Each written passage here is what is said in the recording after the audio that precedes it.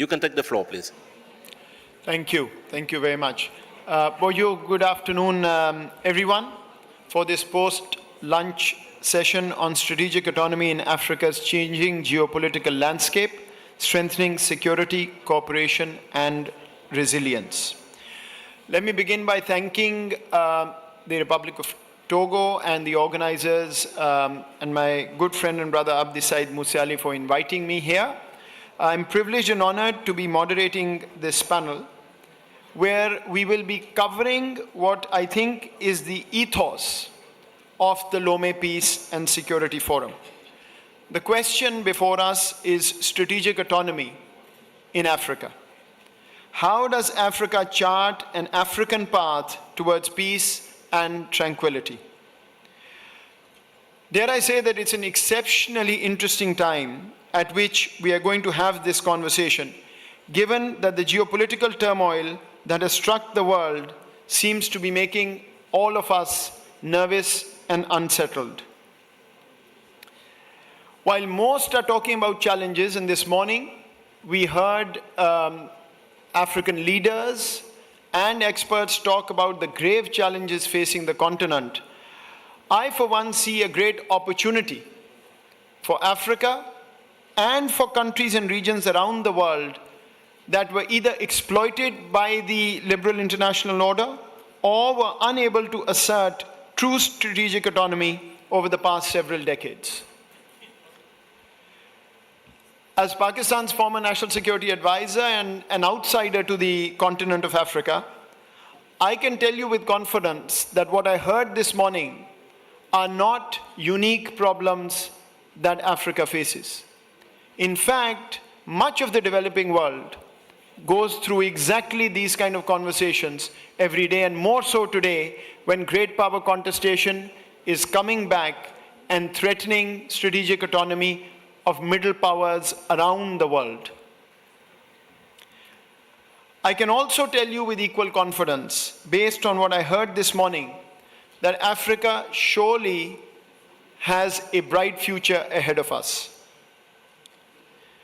And the reason I mention this, and I think for all of you who live and breathe Africa every day, it may be difficult to recognize, but from my perspective, what I heard this morning was an ownership of collective responsibility, an acknowledgement of the problems, which is half the battle, identification of misgovernance and lack of inclusion of citizens as a major driver of violence, but most importantly, among the leadership that spoke this morning, I saw a desire to fix problems and build peace across the continent by taking Africa's destiny in their own hands.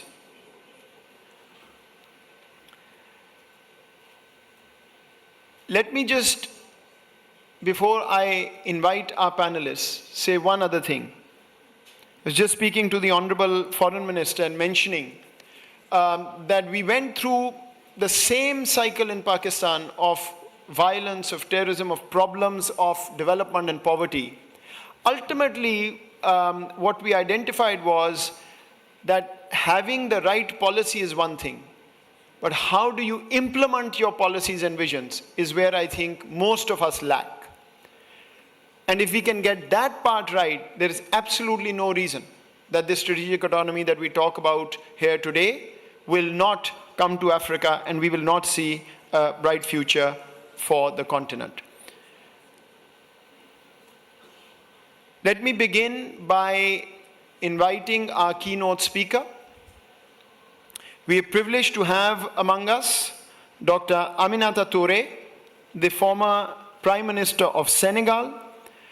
She's a Senegalese politician and human rights activist, has held many positions including the Minister of Justice, the Special Envoy of the President of the Republic, President of the Economic, Social and Environmental Council, member of the National Assembly, and since 2024 serves as the High Representative of the President of Senegal. She has had a distinguished career in the United Nations, is a member of the Board of Directors of the Carter Center that was set up by former US President Jimmy Carter, and has multiple publications, including a book on international criminal law to her credit. Excellency, the floor is yours.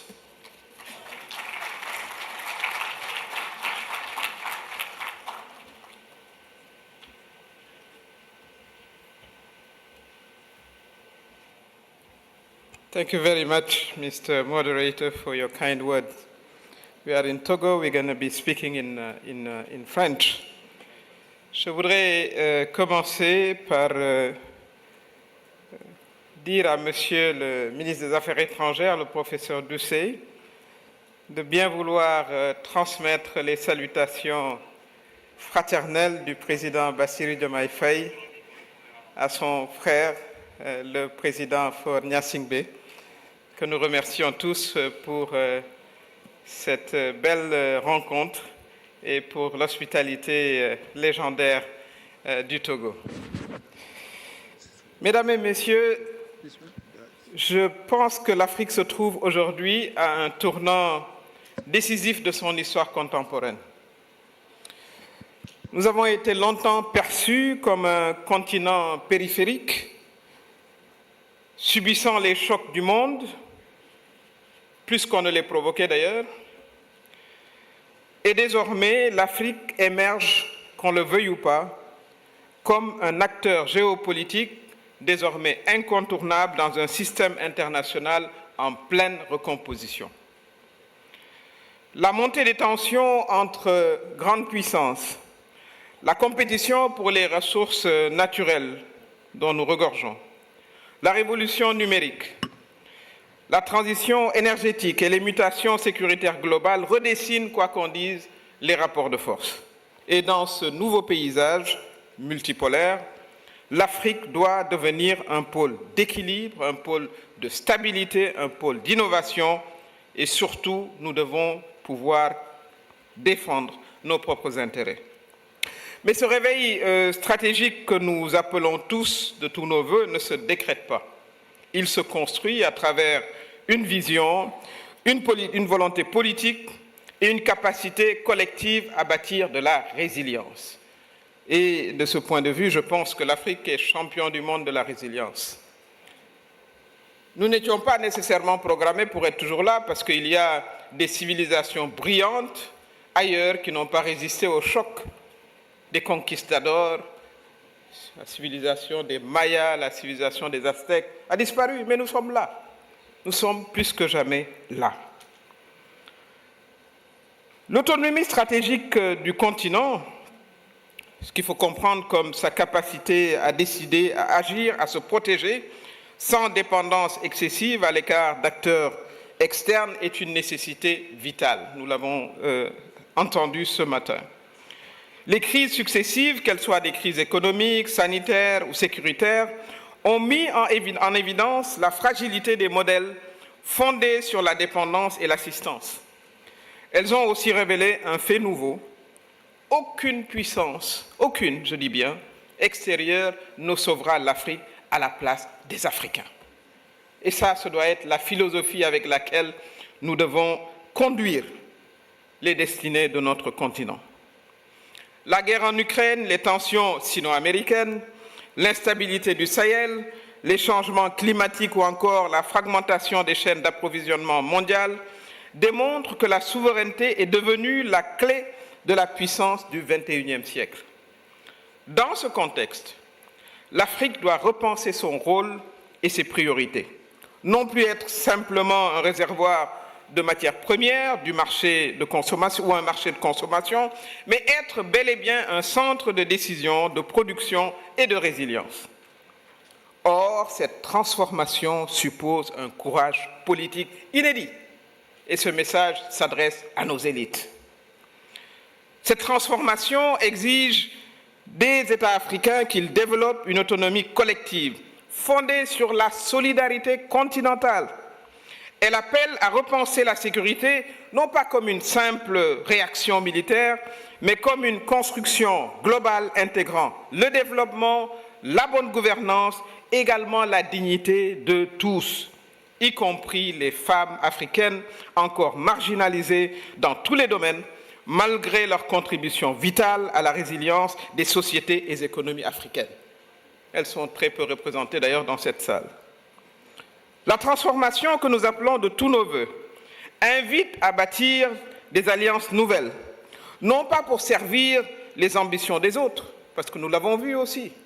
Nous ne pouvons pas parfois être présents pour défendre les intérêts des autres, mais pour défendre la vision africaine du monde, une vision de justice, de paix et de développement durable.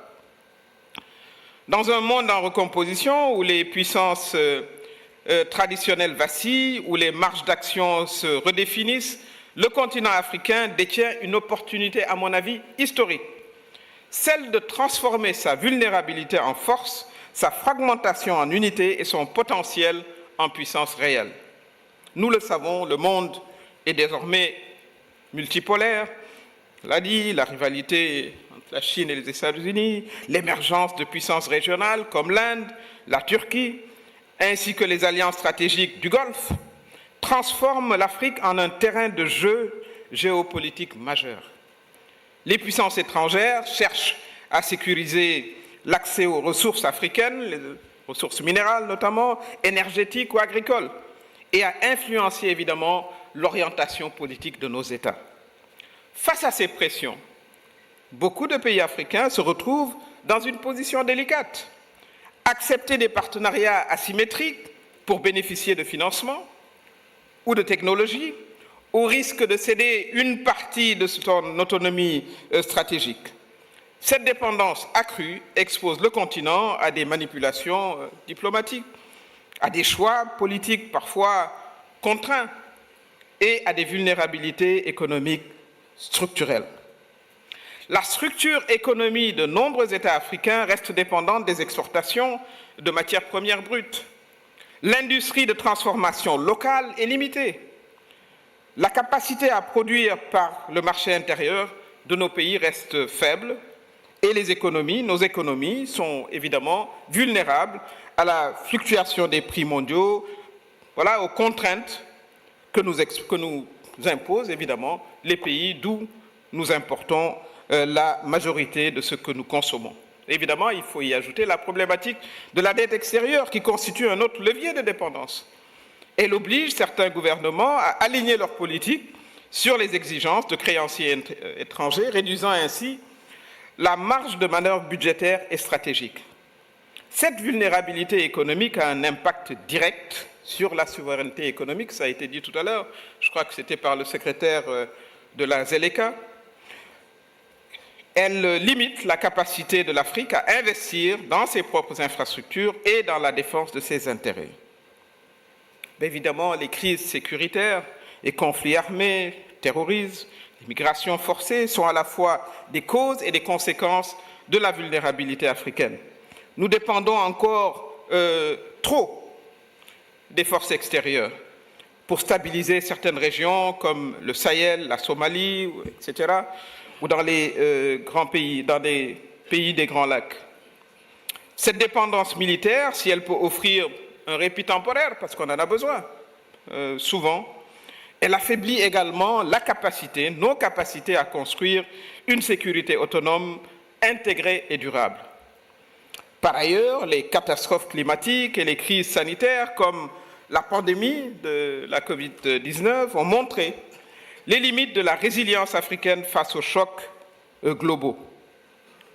Mais enfin, nous avons également le fait que nous dépendons largement des technologies extérieures et que nos connaissances, généralement, sont générées de l'extérieur plutôt que par nos universités, qu'il nous faut absolument renforcer. Les infrastructures numériques, les systèmes de traitement des données et les innovations technologiques majeures sont souvent contrôlés par des acteurs étrangers. Et cette dépendance limite la capacité de notre continent à maîtriser sa souveraineté numérique. Mais face à toutes ces pressions, parce qu'il faut les établir, puisque nous les partageons, l'Afrique n'est quand même pas restée passive. Surtout sur le continent, des dynamiques de souveraineté réelle se créent, des dynamiques de coopération, mais également des dynamiques de résilience qui émergent et qui marquent le début d'une véritable transformation stratégique. Et l'une des pierres angulaires de l'autonomie stratégique nous le savons, c'est la sécurité. Historiquement, voilà, notre dépendance aux forces extérieures pour déstabiliser les conflits en Afrique ont limité justement nos possibilités. Je rappelle que l'Union africaine a créé la force africaine en attente visant à intervenir rapidement en cas de crise. Ce n'est pas aussi fonctionnel que nous le souhaitons. Les communautés économiques régionales, que ce soit la CEDEAO, la SADC, la CEAC, développent des forces régionales coordonnées pour faire face aux menaces transfrontalières, qu'il s'agisse du terrorisme, du trafic ou de conflits internes. Ces initiatives montrent que la sécurité n'est plus seulement une question nationale, elle devient une question continentale et elle requiert de la coopération. Il nous faut des leviers pour réduire la dépendance aux puissances étrangères au continent, pour renforcer notre souveraineté. Donc la question de la collaboration sécuritaire et militaire comme un enjeu continental basé sur la solidarité me paraît être nécessaire. Mais nous avons également la question de l'intégration économique et la coopération régionale. L'autonomie stratégique passe également par une coopération économique renforcée entre nos pays. Nous sommes le continent qui commerce le moins avec lui-même. Nous sommes à 12% du commerce intra-africain, d'où la ZLECA. Alors que le reste du monde, en moyenne, en Asie, c'est 65%, en Europe, c'est 80%, etc. Donc nous avons grand espoir que la création de la zone de libre-échange continentale africaine va constituer un tournant historique.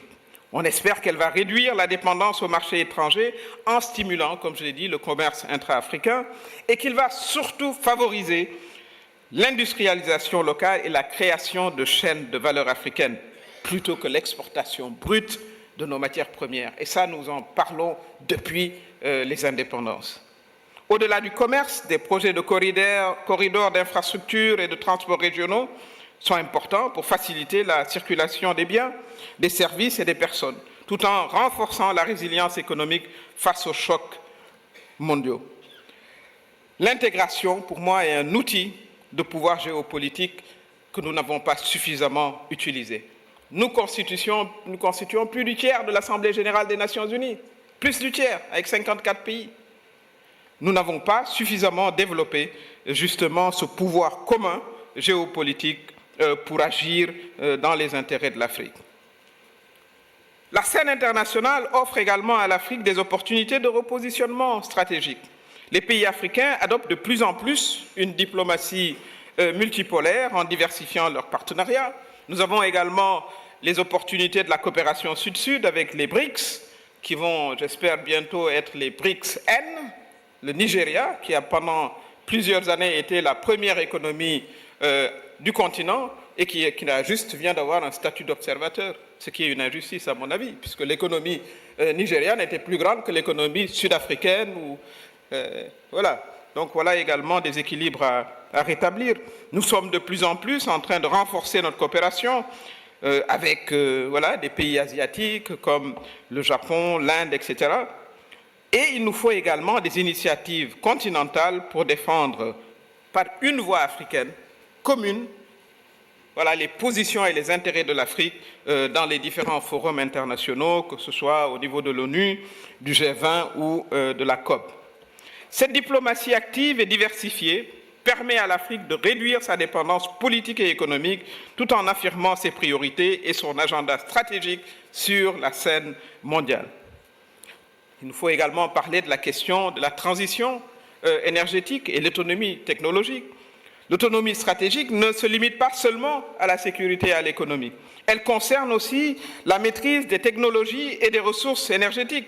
L'Afrique possède un potentiel immense, solaire, hydraulique, gaz, minerais stratégiques, et encore, au moment où je vous parle, beaucoup de nos villages sont dans le noir. C'est impossible. Les investissements dans les énergies renouvelables locales peuvent rendre les États moins dépendants des importations d'énergie et réduire la vulnérabilité climatique. Le développement de la recherche et de l'innovation technologique permet au continent de produire ses propres solutions, de protéger ces données et de participer activement à la révolution numérique mondiale au lieu seulement de la subir. Il reste également un défi majeur, celui de transformer toutes ces initiatives autonomes, qu'elles deviennent stratégiques et qu'elles deviennent durables. La résilience africaine ne peut pas se limiter à des réactions ponctuelles aux crises. Elle doit devenir une capacité structurelle et continue. Elle doit être capable de protéger le continent face aux turbulences mondiales. Pour ce faire, il nous faut impérativement professionnaliser et coordonner les forces régionales à l'échelle continentale. Les missions ponctuelles ne suffisent pas. Une stratégie intégrée est nécessaire pour protéger les zones de conflit, sécuriser les ressources et contenir et prévenir les menaces transfrontalières.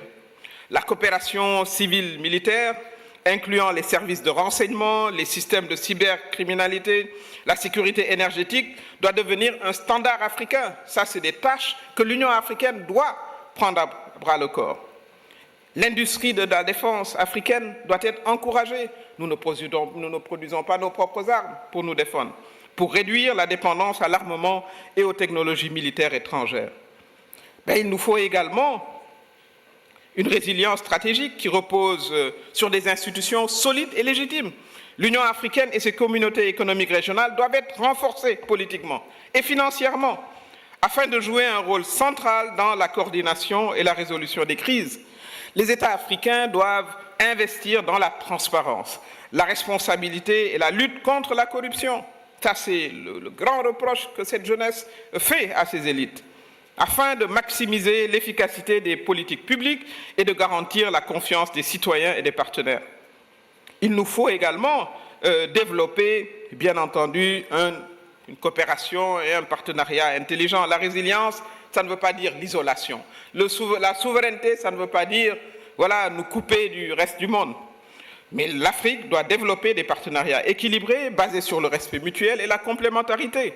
Il nous faut renforcer les liens, comme je l'ai dit, intra-africains, pour créer un marché intégré, capable de rivaliser sur la scène mondiale.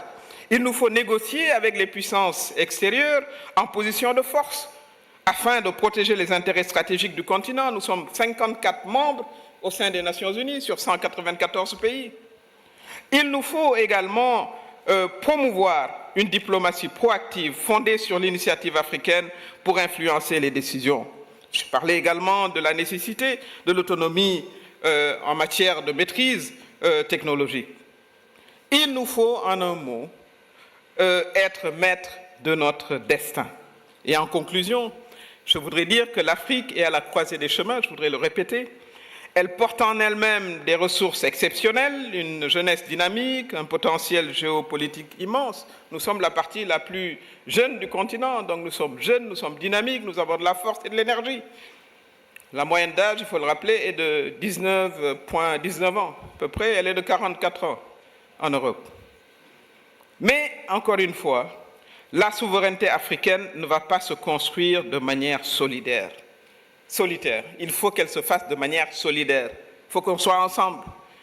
On ne pourra pas être grand en voulant manger une partie du voisin ou en ayant nos yeux rivés sur les ressources du voisin. On pourrait collaborer ensemble et voir comment nous développer ensemble. Il nous faut un cadre de dialogue dans ce sens-là avec nos frères de l'AES.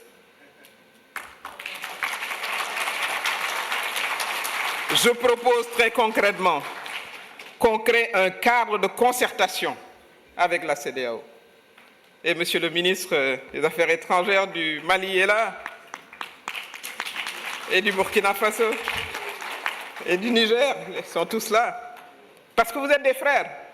Nous allons devoir cheminer ensemble. Voilà, il y a eu des moments historiques particuliers qu'il va falloir que nous dépassions. Parce que ce n'est plus une question émotionnelle, c'est la question de bâtir un avenir commun ensemble. Mais pour ce faire, il faut également que la CEDEAO se réforme.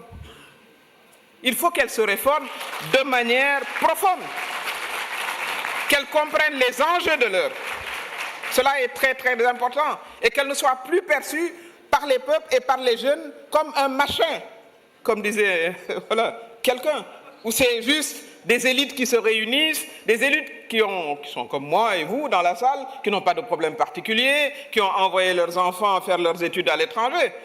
Il ne faut pas que la CEDEAO soit perçue comme ça. Et enfin, il faut absolument que nous éradiquions la pauvreté. Il faut se le dire. Je vois l'ancien ambassadeur de Chine au Sénégal. Quand j'étais jeune ou quand j'étais enfant, la Chine, c'était un sujet de moquerie. Aux États-Unis, on disait « unlucky like a Chinaman ». Ça veut dire que vous n'avez aucune chance dans la vie. Mais aujourd'hui, la Chine rivalise avec les États-Unis. Pourquoi elle a pu le faire? Parce qu'elle a éradiqué la pauvreté. Tant que nous serons pauvres comme nous le sommes, personne ne nous respectera. Ça, il faut que nous le comprenions.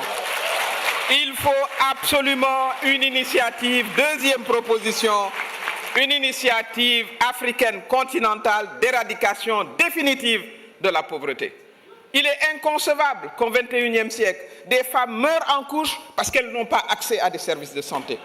Il est inconcevable au XXIe siècle que nos enfants aillent à l'école en ayant faim. Il est inconcevable que nos jeunes, avec des masters, des doctorats, soient assis.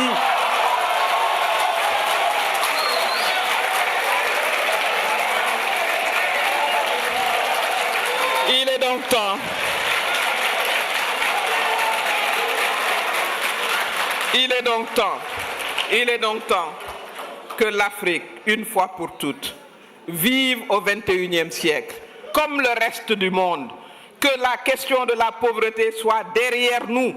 Et il est temps que les dirigeants, les institutions et les citoyens africains se reconnaissent dans cette vision. Je vous remercie.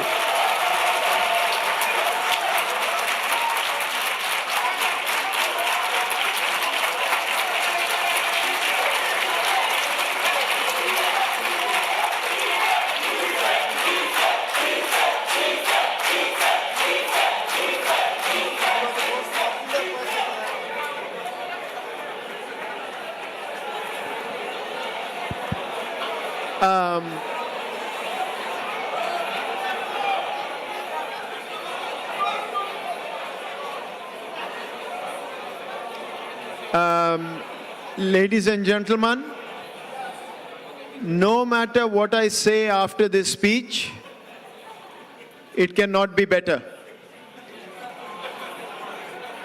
So I want to thank Excellency Madame Touré for waking everybody up after the lunch session. You have done this much better than I could have. And the passion with which you have spoken, I think is what one saw in the morning, what one has seen now.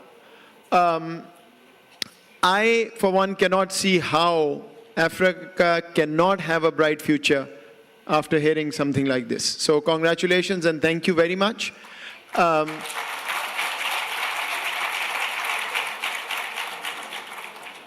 Let me now move to inviting our panelists, who have been given a very stern challenge by Madame Touré. I want to see more claps in the audience when you speak. Let me invite our panelists onto the stage, please, if you will. Dr. Nene Mburu.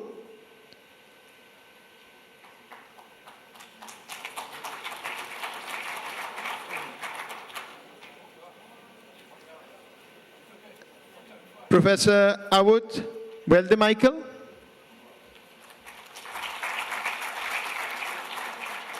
Come, please. Professor Kako Nubukpo.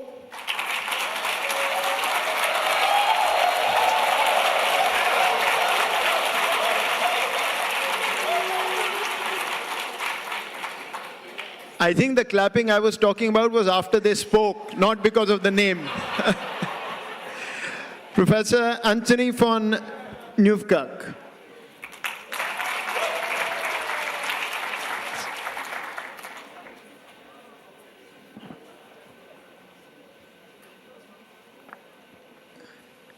I think where did Professor Nene Mburu go? He was here. Okay, let me introduce our panelists. The way we will handle this panel is slightly different than the morning. What we will do is I'll introduce the panelists very briefly, because if I went through their entire bio, we would be here for the next 1 hour just recounting their achievements. I will request them to speak for no more than 8 to 10 minutes, please, to begin with, on a particular theme. Then we will have a few questions among the panelists based on what they've heard, and we'll bring in the audience in that conversation. I've requested our panelists to be provocative so that we can have an interesting discussion. Let me introduce Dr. Nene Mburu in absentia. I'm sure he'll join us shortly. He was born in Kenya, member of the Kenyan Defense Forces, who then moved to the United Kingdom and has since worked with various UK educational institutions and is currently a war studies specialist at King's College, London. His research focuses on complex dynamics of human security, particularly the impact of small arms in less publicized conflicts. Professor Awet Weldemichael, to my right, is a former refugee who at the time was in a remote refugee camp in Sudan, is now at Queen's University in Canada, and his academic work touches on colonialism, decolonization, revolutions, nationalist movements, peace, conflict, and security, with a focus on Africa and Southeast Asia. He's lately been working on political economy of conflict in the Horn of Africa and its adjoining waters. Professor Kako Nubukpo, full professor of economics at the University of Lomé, and the former Minister of Foresight and Evaluation of Public Policies. He's also a former Togolese commissioner within the Commission of the West African Economic and Monetary Union, responsible for agriculture, water resources, and the environment. He's also an associate professor and former dean of the Faculty of Economics at the University of Lomé. And last but not least, Professor Anthoni Van Nieuwkerk from the Thabo Mbeki African School in South Africa. Professor Anthony joined the African School of Public Policy and International Affairs at the University of South Africa in 2022 as a professor of international and diplomacy studies. In 25, this year, the university seconded him to the Thabo Mbeki Foundation as its director of research. He's also served on various high-level panels for the government of South Africa, and I'm privileged to be working with him on a project on middle powers around the world at Harvard University in the United States. With this, let me then request Professor Awet Weldemichael, if you would please wish to start. There is a mic. I think they preferred if you did it from here, but if you would like to go there, I think please. And I would request you to speak to the root causes of fragility, terrorism, and external rivalries. 8 to 10 minutes, please. Thank you. Standing helps me manage my nervousness a little better. Your Excellency, Professor Dusi, the Togolese leadership, and the Togolese people, I'd like to thank you for the incredible hospitality. My brother, His Excellency Absaid, thank you for the invitation. Mahat Sanid. My conversation today with you will try to focus on the strategic fragility of the continent. And I do not expect any applause, but I ask for but I ask for a heavy filter of kindness in receiving what I say with the intention that I'm saying it. I would like to focus on the self-inflicted fragility in the continent. And when we speak of maritime security, we are talking about security of its resources, not only for today, but also for the future in many of its forms. My brother earlier, during the earlier panel, His Excellency Wamkele Mene spoke about there being a political will among our leaders. I failed to see that. I fail to see that because I compare it to the will of African leaders in the 60s and 70s, when they were confronted with the reality of our resources being plundered right and left by the powerful, and international mechanisms were not rising up to the challenge to offer protections. They pushed through in 1962 and 1966 United Nations General Assembly resolutions on permanent sovereignty of African countries, of third world countries or global south countries over their resources. Then again, in 1971, the Organization of African Unity resolved that African countries, coastal African countries, should claim as much of their waters as their continental shelf. Professor Nene is here.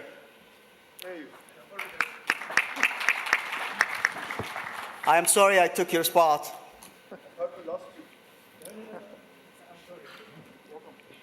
In 1971, OAU leaders resolved that African countries should stake as much claim of their waters as possible as far as the continental shelf. Several African countries did so, as Somalia did, like 200 nautical miles of territorial sea. When UNCLOS was signed in 1982, all African countries, Somalia included, not only signed it, but also ratified it. That, however, did not guarantee African resources were protected. And so the struggle continued, especially with the powerful, technologically advanced global north plundering resources in the global south in cahoots, in collusion with African elites. Which brings us to the Lomé Charter, or the African Charter on Maritime Security, Safety, and Development, each one of those of equal significance and equal weight. The significance of this charter is, unlike the previous protocols or voluntary agreements, this convention would bind African states to action. And that action becomes all the more important with our growing knowledge about and dependence on our water bodies, be it rivers, lakes, seas, and oceans. The growing significance of our maritime spaces, including the living and non-living resources in them, maritime infrastructure that supports life on Earth, as well as climate change imperatives. Nevertheless, unlike the Djibouti Code of Conduct, the Yaoundé Code of Conduct, the 2063 Vision, or 2050 African Integrated Maritime Strategy, African countries are dragging their feet to sign and ratify Lomé Convention. 9 years this month, the convention was open for signatures. Only 3 countries have filed their instruments of ratification. 12 more to go for Lomé Charter to become binding. All African countries are dragging their feet because they refuse to be bound by important elements of the convention that A, would hold them responsible, B, guarantee not only the responsible use of the resources, but also the future generations' dependence on these resources. So we can shout all we want about the abuse that Africa as a continent or its individual African countries suffer in the hands of the non-Africans. but it would be a mistake to neglect this important oversight on our part. The challenges are many. We choose to focus on the piracy of poor African citizens, not on the plunderous, illegal, unreported, unregulated fishing of the powerful. The state in the continent encounters the citizen at the moment of repression for insurgency and terrorism, not in the delivery of service, when the very resources under their feet and in their waters are abused by the powerful and their allies overseas. There are unfair trade and licensing practices. I will not call names lest I upset some. But a union signs a fishing agreement with a West African country. 24 members of that union fish on that one license for which the coastal country collects peanuts. Dozens of industrial-scale fleets plunder the resources of a war-torn African coastal country. The result? Local fishermen spend days on end out in the water, coming back with nothing to support their livelihood. When they stage a resistance of one form or another, they face the combined muscle of the Leviathan. Then there is lack of leadership in managing disputes. There is no sympathy in this cutthroat competition among states. African maritime space is considered to be 13 million kilometers square. Yet, Somalia and Kenya fight over 100,000 kilometers square. That Kenya is a far more advanced, stable country does not make it the wiser, bigger neighbor to a small country that is still struggling to recover from war. Threats between states. Today, a giant that Ethiopia is threatening its neighbors to access to the sea. All of this can be mitigated with implementing the instruments that we already have.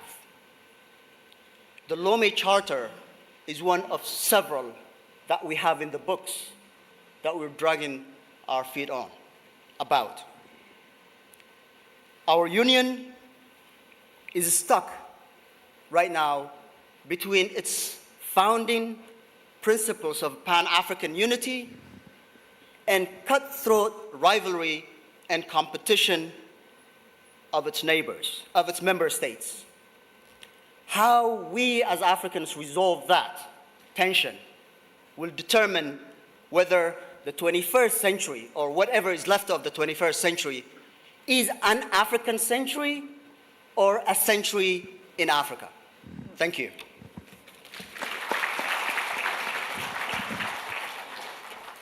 Thank you, Professor Awet Weldemichael, for your talk. I think the candor with which you've spoken, frankly, about the problems, and we'll come to this in the conversation, what do we do? I think fundamentally that's what it boils down to, and we'll talk more about this. So thank you again for this. Let me now go back to our scheduled first speaker. If you would please want to speak from there? Go there, please. Dr. Nene Mburu, who would speak about terrorism, fragility, external rivalries in Africa. Thank you very much. I'll start by offering a sincere apology for being late. I'm one person who does not condone lateness, so a slap on the wrist for me. I would like to thank the organizers of this convention for inviting me, and also thank particularly people who are behind the scenes, who we never get to see, but they make the event a success. I've been asked to address key areas in terms of governance and security in Africa. And what I want to start with is, anything we discuss here will rotate around governance.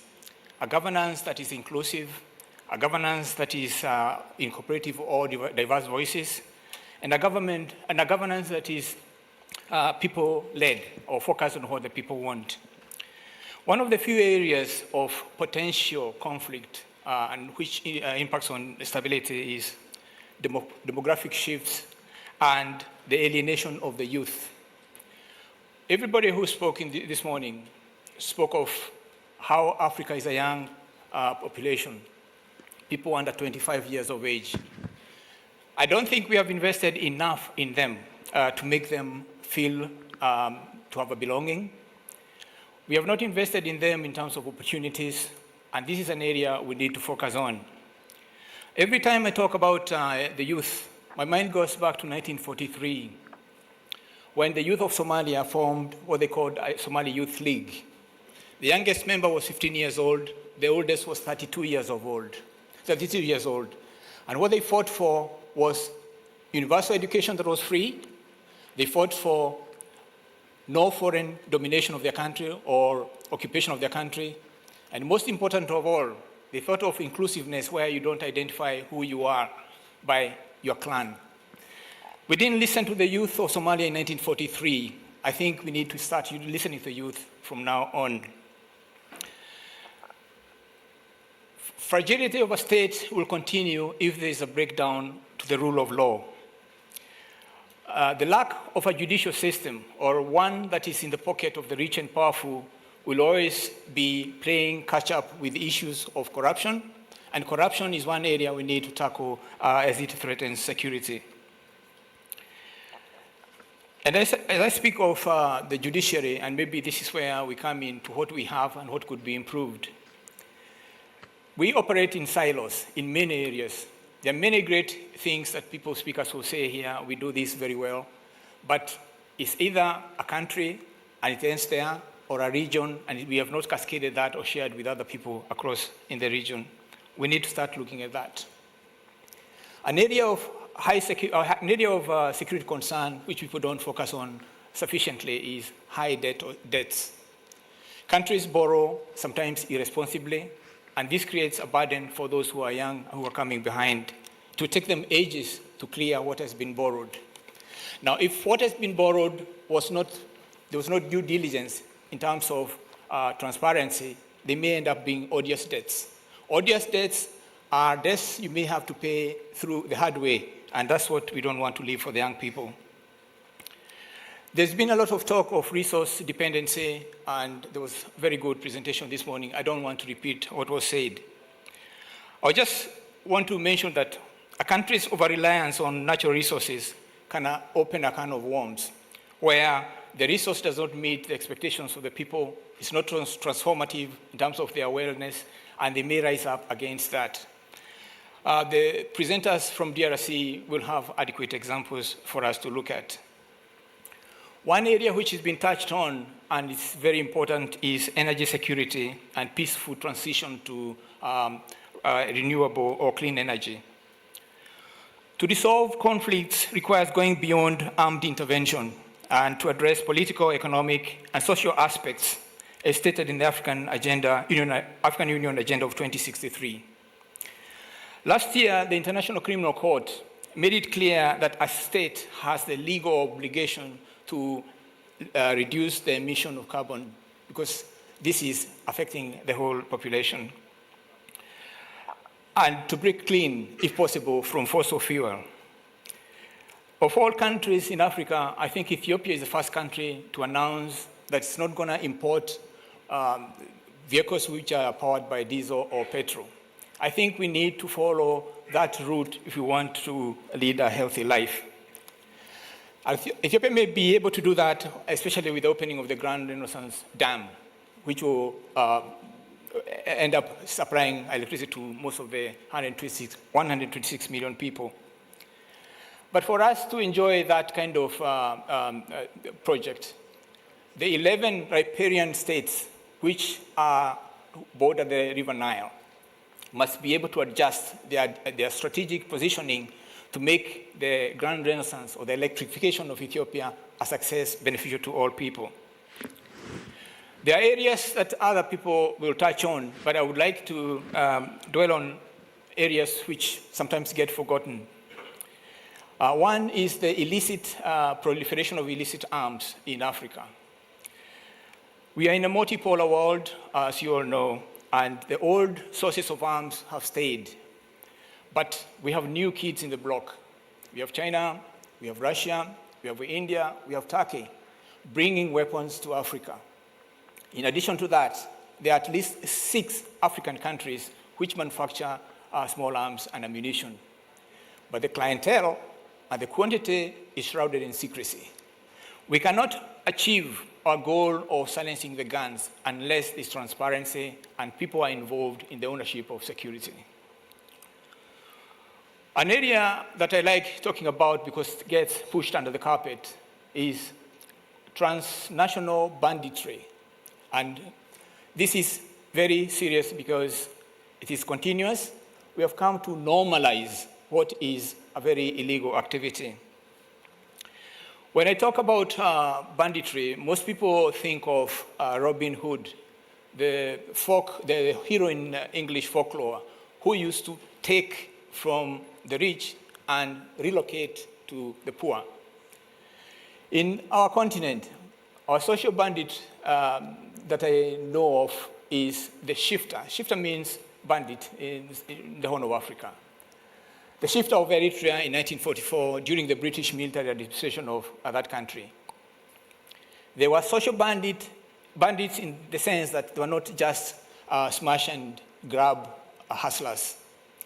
They were trying to make Eritrea ungovernable so that the British could not hand it over back to the Italians and they could pave way for Italians to become free. At the same time, the shifter of Eritrea were trying to fight for the country not to be annexed to Ethiopia. They wanted to determine their own future.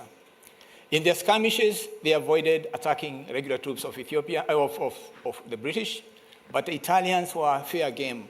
Italian concessionaries and businesses were fair game.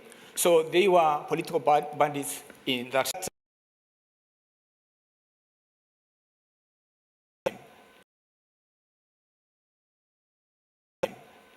But what we have today in terms of cross-frontier banditry is a different kettle of fish. We have bandits who are running errands for insurgents. We have bandits who are foot soldiers for extremist groups. We have bandits who are traffickers of human beings. This is outside the code of conduct of even the banditry we can think of. There are ways we could mitigate this, and we can discuss that at length and what will work and what does not work.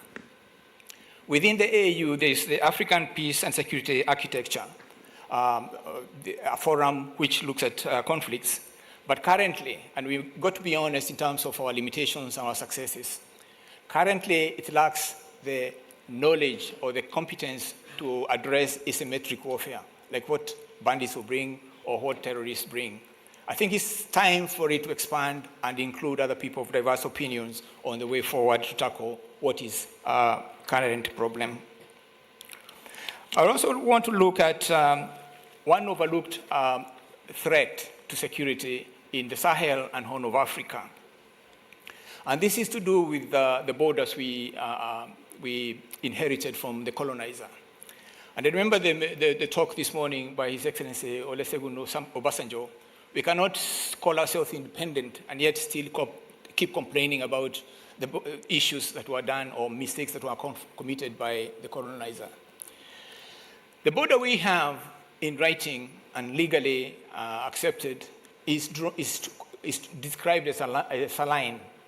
It's a meridian in most of the places, whether it's over water or on dry land. A line that has no thickness. But what we need to ask ourselves is, does that correspond with our needs?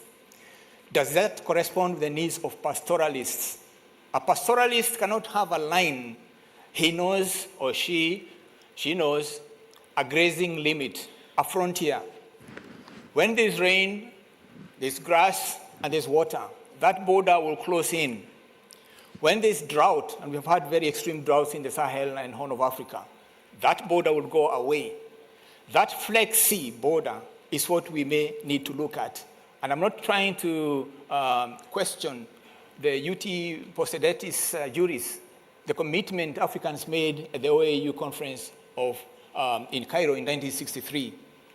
You can still respect that, but still have that flexibility to accommodate the needs of pastoralism. You cannot confine them to one space.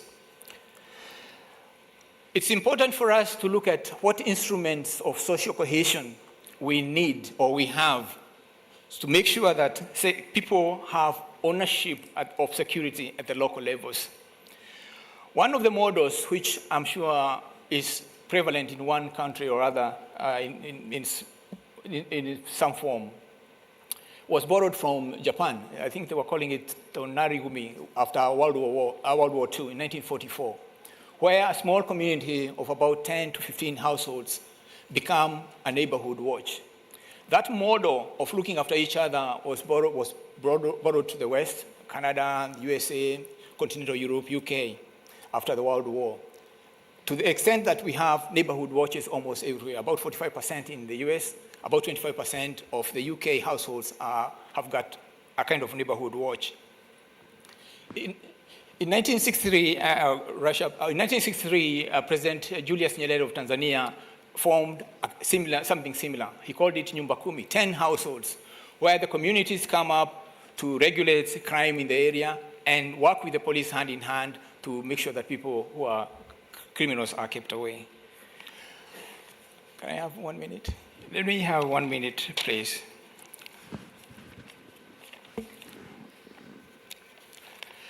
The issue of external factors has been addressed here and there. I would like just to mention one, the need for us to look seriously at what we have before we go outside to outsource. If I give an example of Somalia, currently Turkey is rebuilding Somalia's navy in exchange for oil and gas. Africa has the competence to support. The Yaoundé Code of Conduct could be used so that the navies of the region from Egypt, which has got even submarines, South Africa, you have Tanzania, Mozambique, Kenya, can help build the Somalia's navy. They need that to ensure that the EEZ is safe, and most importantly for me, to ensure there's no dumping of toxic waste, including new hazardous materials, radioactive material on the Somali coast. I'll stop there for now. Thank you very much.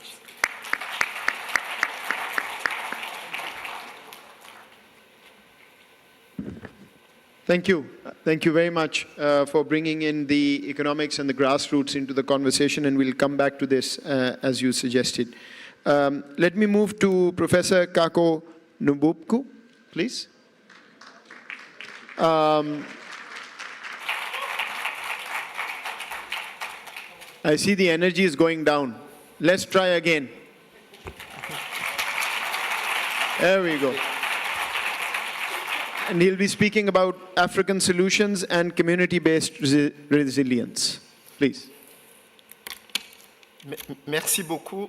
Je voudrais à l'entame de mon propos remercier et féliciter évidemment le président du Conseil, M. Faure et Sozimna Nyasingbe, et mon frère, le ministre des Affaires étrangères, professeur Robert Ducé, pour cette initiative qui permet au fond de rendre la destination Togo incontournable dans le disque, enfin dans ce qu'on pourrait appeler le dialogue, comme il a été dit ce matin, un dialogue que je mettrais peut-être sous la question suivante, qui est au fond la question de notre session.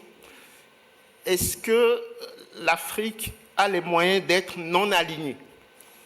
Au fond, la question de l'autonomie stratégique, c'est la question qui consiste à savoir si la contrainte interne peut dominer la contrainte externe.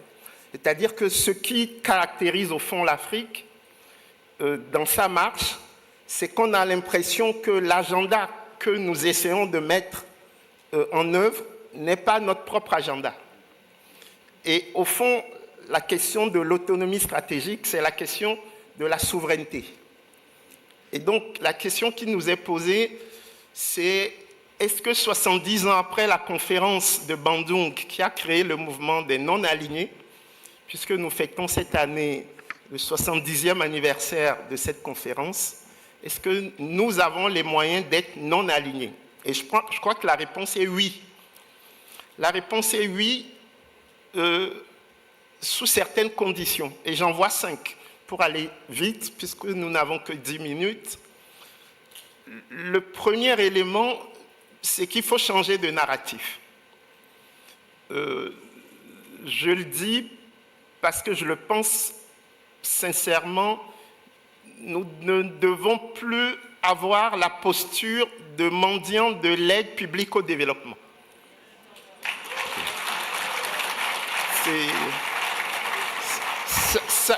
Ça me paraît important pour des raisons que je qualifierais de comptables. Bon, l'année dernière, l'Afrique a reçu 60 milliards de dollars d'aide publique au développement, dont 20 milliards de la part des États-Unis d'Amérique. Okay.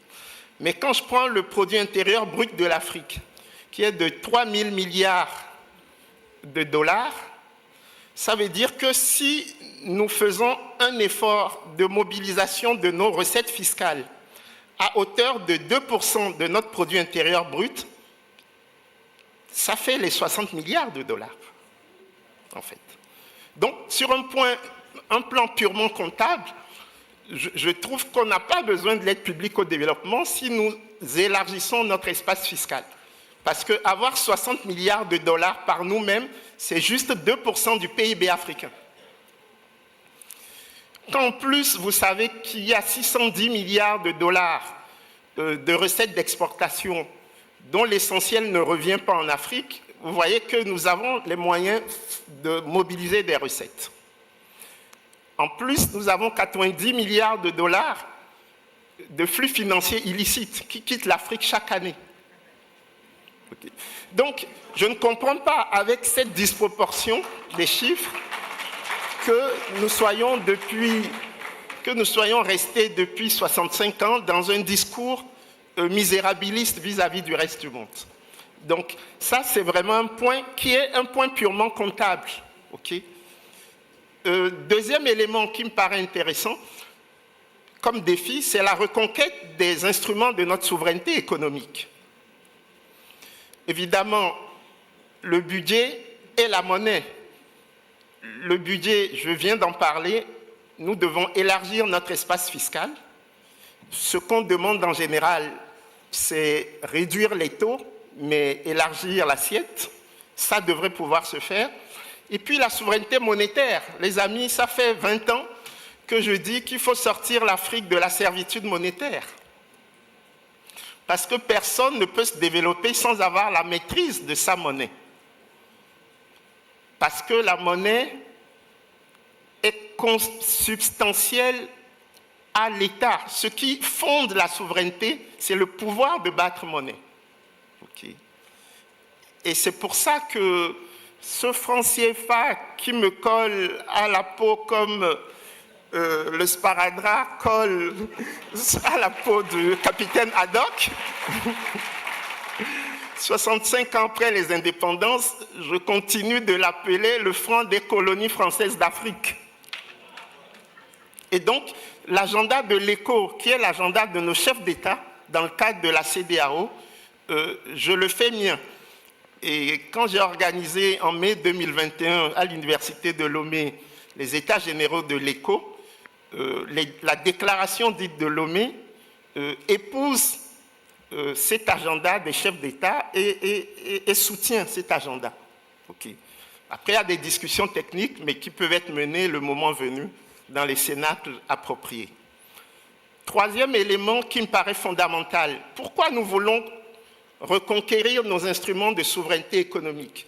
C'est pour mener la transformation structurelle de nos économies. Ce n'est pas simplement pour dire que nous sommes souverains et dormir sur cette supposée souveraineté.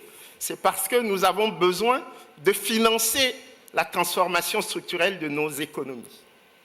Et un exemple très simple, l'agriculture. Nous avons 500 millions d'hectares de terres arables en Afrique. Et nous avons 1 milliard de jeunes Africains.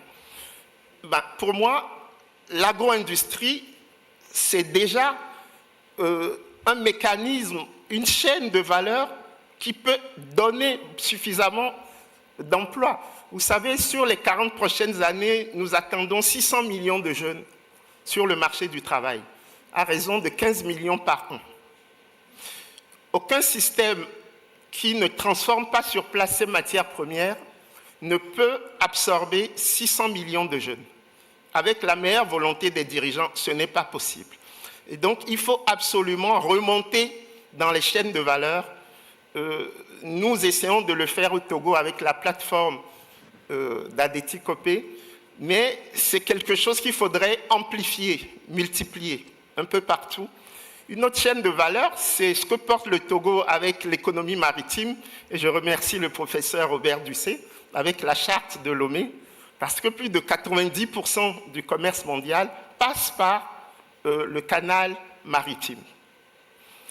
Quatrième et avant-dernier élément que je mets dans notre discussion, c'est la réduction des inégalités. Ça a été dit ce matin, ça a été dit tout à l'heure par Madame la Première ministre Mimi Touré. L'Afrique est le continent le plus inégalitaire du monde. Nous avons un degré d'inégalité interpays aussi élevé qu'en Asie, qui détient ce record, mais nous avons en plus un degré d'inégalité intrapays aussi élevé qu'en Amérique latine, où vous avez les latifundia qui cohabitent avec le phénomène des paysans sans terre. Et donc, la partie la plus riche de l'Afrique est l'Afrique australe, et aussi la partie la plus inégalitaire de notre continent. Et donc, si nous ne réglons pas la question des inégalités, nous ne réglerons pas la question de la paix et de la sécurité. Ça, c'est quelque chose qui est incontournable. Et enfin, cinquième et dernier point, je l'ai dit il y a 2 ans, je le redis, il faut absolument que nous sortions de la superposition des discours. Je dis que le discours macroéconomique que nous portons dans les enceintes internationales, la semaine prochaine, nous serons à Washington aux assemblées du FMI et de la Banque mondiale, nous allons dire que notre seul objectif, c'est la réduction des déficits budgétaires. Puisque ce que le FMI nous demande, c'est la consolidation des finances publiques. Donc, on va leur dire ça pour leur faire plaisir. Sachant très bien que nous ne pourrons pas le faire. Mais le discours méso-économique, le discours sectoriel, c'est un discours qui est plutôt néo-mercantiliste. On veut faire comme les Asiatiques. On veut transformer sur place les matières premières. Mais ce discours n'est pas compatible avec le premier discours, qui est le discours libre-échangiste porté par l'OMC, la Banque mondiale et le FMI. Ce n'est pas possible. Donc il faut sortir du libre-échange pour aborder pleinement le juste échange. Okay. C'est important ce que je dis, et je vous donne un exemple à propos du Sénégal. Vous savez, quand le producteur de riz de la Casamance au Sénégal travaille pendant 1 heure et que durant cette même heure, le producteur de riz de la Louisiane aux États-Unis travaille, le producteur américain produit 400 fois plus que le producteur sénégalais. Sauf qu'il n'a pas 400 fois plus de coûts de production. Il fait des économies d'échelle. Donc si vous mettez sur le même marché le producteur de riz américain et le producteur de riz sénégalais, le producteur de riz sénégalais, il disparaît, il devient djihadiste. Parce qu'il ne peut pas tenir cette concurrence. Et quand on sait qu'en plus, ces pays riches subventionnent massivement leurs agriculteurs, donc en violation des règles qu'ils ont eux-mêmes mises en place, on voit qu'il n'y a aucune option de cette nature. Et enfin, notre discours microéconomique, c'est un discours de type onusien.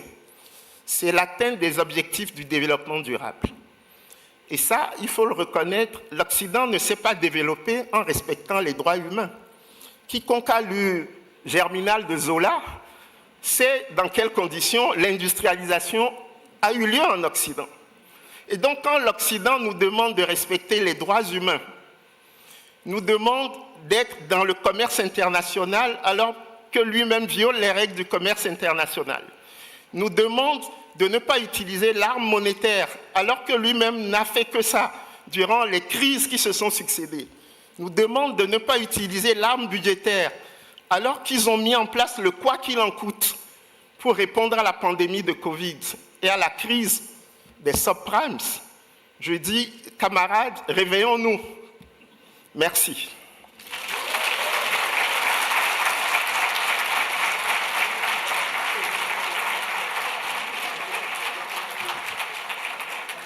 Thank you very much. Whichever way we come at security, without development and the economy, it's nothing. So thank you for highlighting the economic aspects and the community. Our last speaker for on the panel before we open up.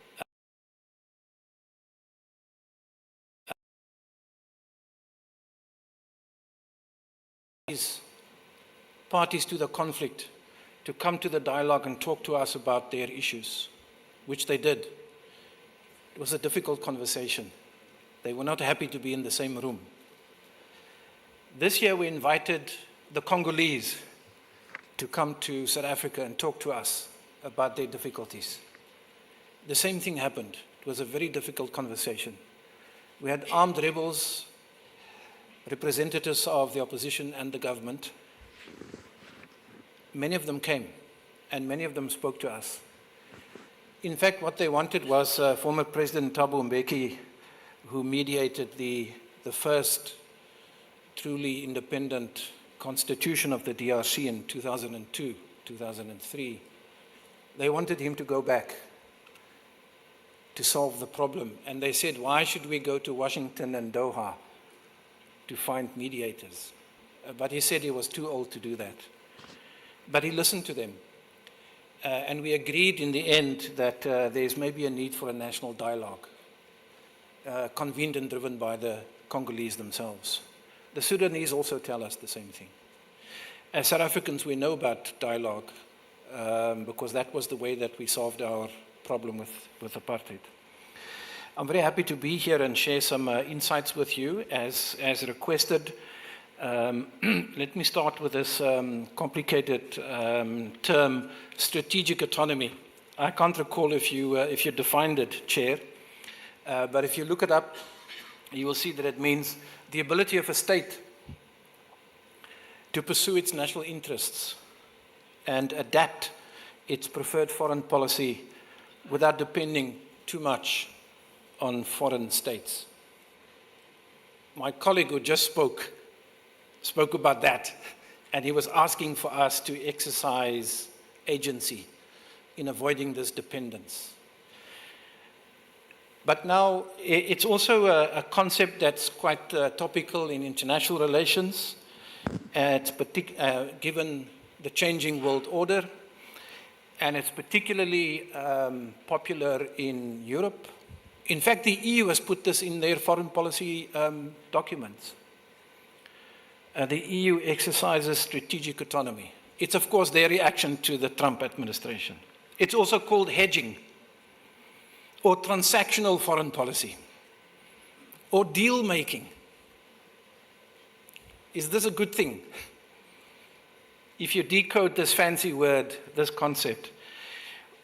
What about values? Should our foreign policies be driven by values and principles, or shall we make deals with the powerful? And where will that take us, do you think? I would argue that our countries need foreign policy approaches inspired by the philosophy of the African Renaissance. And let me remind you, or let me give you, you probably have a list yourself of what you think should inform our countries, our leaders, when they make foreign policy decisions. I'll give you 7. We want prosperity as a value and as an aspiration. Economic and social growth, high living standards. We want integration. We want an integrated Africa. We want Pan-Africanism as a philosophy to drive our foreign policy. We want democracy, freedom to choose, good governance, human rights, rule of law, respect. We want peace. We want security and stability. We want a culturally rich Africa. We want recognition for our very rich heritage, which we celebrate all the time. We want unity. We want a united Africa. In fact, let me repeat a word that many politicians have said here today. People-led and inclusive. People-led and inclusive. In my experience of dialogues, it's a difficult and a sensitive topic to discuss, is the form of people's representation. I'll give you a simple example. Today, I see in the hall at the back, there are many young people. I see in front of the hall, there are older people. I see a hierarchy. Have you in the back been given input into the dialogue today? Not yet. Not yet. Except for cheering Madame Touré here. Have you noticed that the 7 points I raised is actually the foundation of the Agenda 2063 of the AU? That's the 7 principles that underscores that approach. So if we agree, yes, we want to exercise African agency, how do we do that? I've heard many proposals today. I'll give you 2 more. I think we have to adopt a 2-way strategy in exercising our agency. The first one is we must market and promote Africa's uniqueness. And secondly, we must defend and protect Africa's assets. You might want to ask now, what is unique about Africa? I have a list, and I think you might have a list too. What makes us unique as Africans? We have diverse landscapes and ecosystems, very rich. We have unique wildlife, ancient historical sites, rich cultural heritage. And in fact, when I wrote this down, I was listening on Spotify in my ear to Salif Keita's song called Africa. I wish we can adopt that song towards the end of the forum. It speaks to the value that we have as uniquely African. What are our assets that we have to protect and defend and use? Again, you might have a list. On my list, number 1 is human capital. And you know where's the human capital in the room? Tell me. They're sitting here with us. In fact, all of those of you who are younger than 30, can you show me who you are? Show me your hand. I think, yeah, the hands are coming up slowly.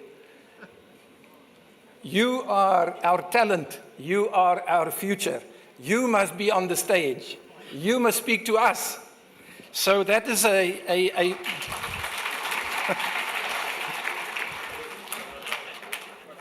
Your time will come very soon. The second one is our geostrategic location. Africa is very well placed between west and east. Think of the map. The third one is our natural resources. Minerals, carbohydrates, renewables, land, forests, water, sun. But you might ask yourself in the back of your mind, who controls these things? And that is really a problem that I want to talk about in a minute. The second question I was asked to talk about is, can we define a unified African position in international peace and security forums? Let me quickly tell you that these kinds of forums here exist elsewhere in the world and in the global north as well, and they're quite powerful because they are agenda setters, or they control agendas. They are also norm setters. And you get invited to some of them at the behest of the host and you have to fit into their agenda when you appear at this forum. The one that I think all of you know is the München Security Conference. There's another one called the Valdai Discussion Club. There are more. They're important. Like the World Economic Forum, they set agendas. They determine choices. They choose, we follow. We would like to go there. And in fact, when I did my homework, I discovered at the München Security Conference, it's a critical forum. That's where Ukraine got sorted. There are African voices. They are invited by the guests, by the hosts, and then given a spot on the platform to speak the language of the host. Is this good for us? Can we change that? How do we change that? I think to avoid that kind of exploitation, before Africa can take a continental position on these global forums, we need to get our own house in order, Chair. And I think we need to work together a little bit more closely. You know, here on the continent, there is the Lomé Forum, the Aswan Forum, the Tana Forum, the Dakar Forum, the Mount Grace Forum, where I come from. We have potential, but we tend to be a bit regional in our approach. We speak about us and our neighbors. Can you envision or imagine us coming together and strategizing to develop common African positions on forums? Forums are not governments. We don't make decisions. We can shape and influence. So I'm proposing that we build a network of African peace and security forums going forward on the basis of shared values. And we can talk about what roles we play and who does what. And we can even create a kind of a working group or a secretariat. I think we have to do that fairly quickly because the world is changing in front of our eyes and we are being taken advantage of because we are rich in assets that the world needs. Which brings me to this third point. Can you think of strategies to reduce external pressure and strengthen local capacity? I have to say in a footnote very quickly that one of the issues that underscores all of these forums here with us, even München, is a very powerful network of researchers and analysts. And I think as Africans, we must prioritize our own. We shouldn't allow our leadership to commission research reports from consultants who come from Europe or America. For me, those days must be over. We are strong enough intellectually to do it ourselves. I call on the organizers to prioritize this. I've done it with the Thabo Mbeki Foundation, which is why they then seconded me there to do the work. We can do it with all these forums and create a network. So strategies to reduce external pressures, yes. In fact, external pressure is increasing because of the competition for Africa's riches, Africa's assets. This cannot be wished away.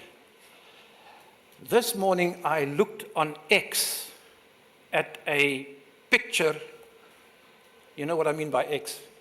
A picture posted by the American advisor on Arab and African something states, shaking the hand of Ursula von der Leyen, who is the President of the European Commission. Do I have it right? In the text, you must go and look it up afterwards. They say that they are so happy to share ideas about how to solve Africa's problems. And they were smiling. These are the agenda setters. Can we reduce or mitigate this kind of behavior? Oh, and by the way, you know I'm South African. There's another picture of my president who's shaking the hand of Ursula von der Leyen. The European Union has given us 120 billion euros for this just energy transition. And I don't have time to discuss that, but you have to ask about the fine print, the terms of that investment. Can we use this kind of world that we face to our own benefit? And I think yes, but only if we have strong policy frameworks, a meaningful strategic culture of decision-making, and if time allows, I can explain what I mean by that. Don't have time. And then implementation strategies. I want to say that ultimately, speaking from this informal forum position, we must complement the continental interstate system. We're not wishing the AU away with all of its weaknesses, or the regional economic communities who are even less strong than the AU, but complement and assist by giving a role for our active citizens, active citizenry, organized civil society infused with the values of the African Renaissance. Finally, can we build a sustainable framework for security and economic sovereignty? I'm going to skip the economic sovereignty part because my colleague has done the lifting. So let me conclude with this point. Can we build a sustainable, a durable framework for security, cooperation? Well, you know, colleagues, we have many frameworks that claims or aims to promote this or these. APSA, AGA, the African Governance Architecture, the African Economic Community, the ACFTA, REX, the APRM, the AUDA, the AU Development Agency. There's enough of them. They have missing parts. They miss the private sector. They miss organized civil society.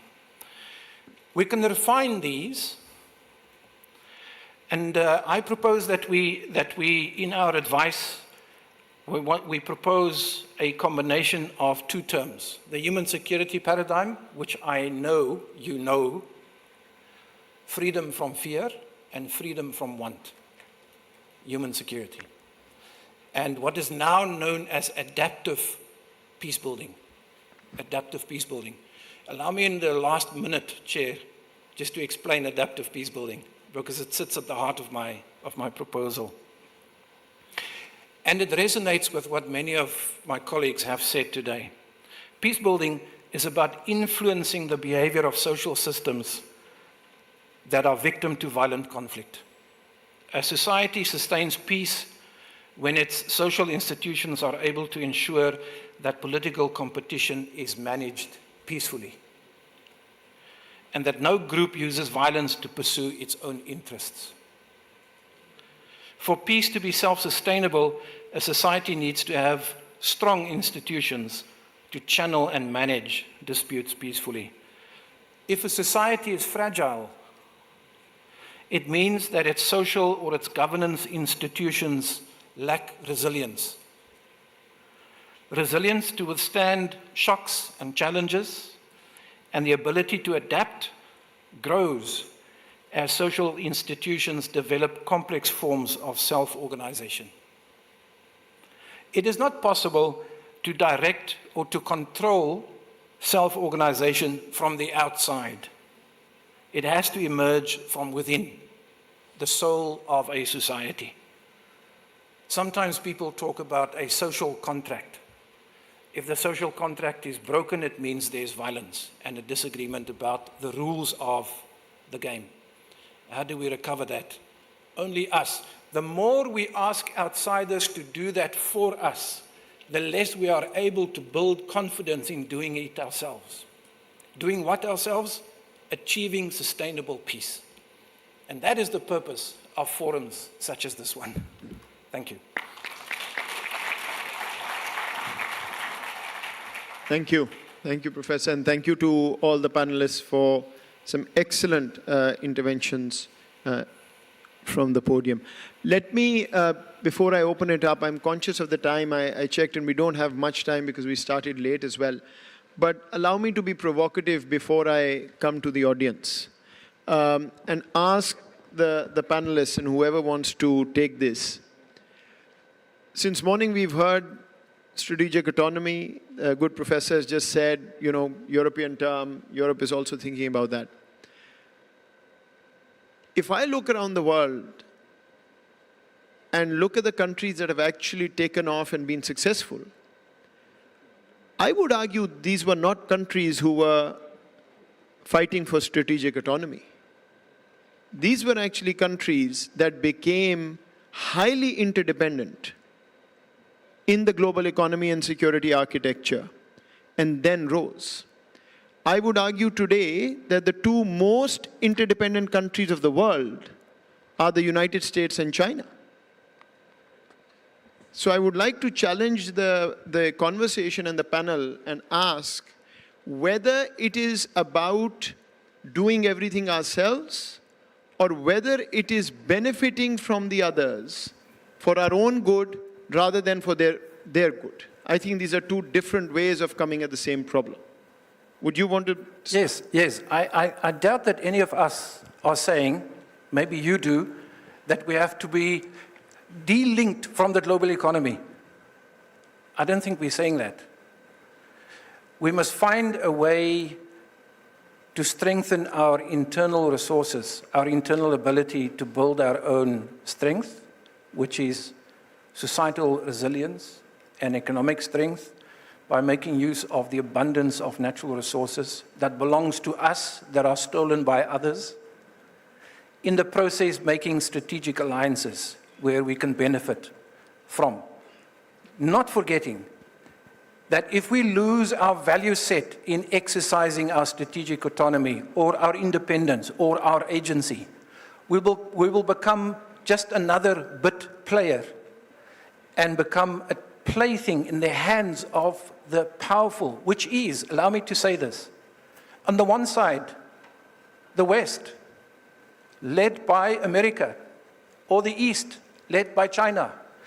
We're not facing, people naively believe, I think, that there's a multipolar world emerging. I hear this all the time. We're facing a Cold War 2.0. There's competition between a declining empire and a rising empire. And this is a war in many ways. Now your question is, where do we fit in and how do we benefit from this? I think it's a risky game to sell your soul to the one or the other. Okay.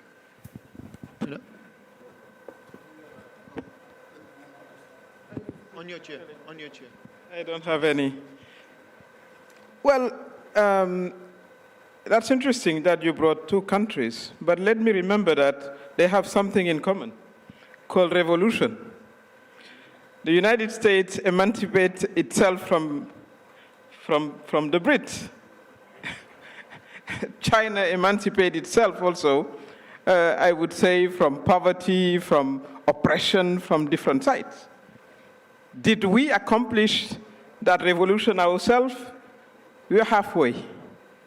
I do think, and I totally concur with what was said, that we do have some freedom to conquer, and we are not yet there. Because if you are still at this level of poverty, that's the most disempowering effect on us. You cannot be that poor and deal effectively with essential issues.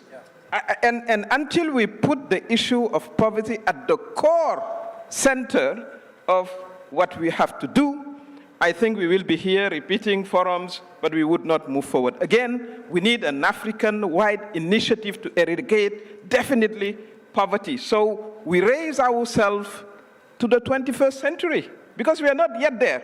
In some of our villages, they're in middle-age situation. Sure. Thank you. Yeah, please.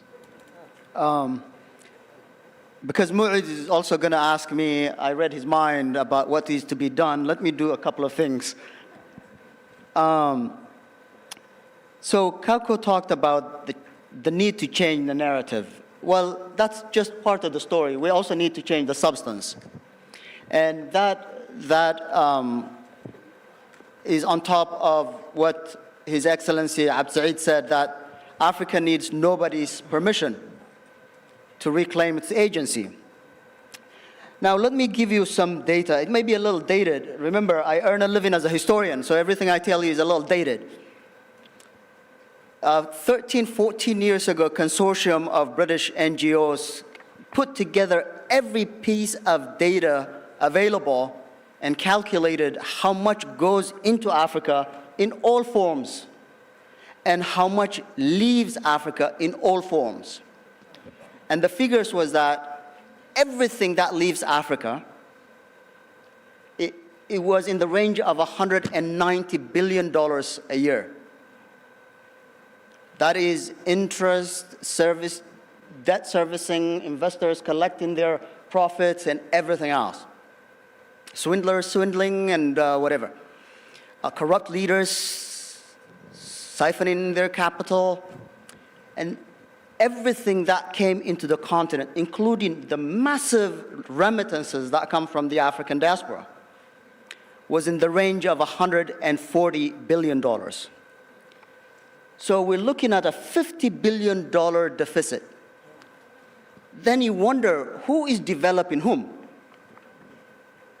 And when the likes of Jacques Chirac openly speak of how their countries would be third world countries without Africa, who is developing whom? So the question is not so much containing or retaining the narrative or changing the narrative. We need to change the substance as well. One last thing.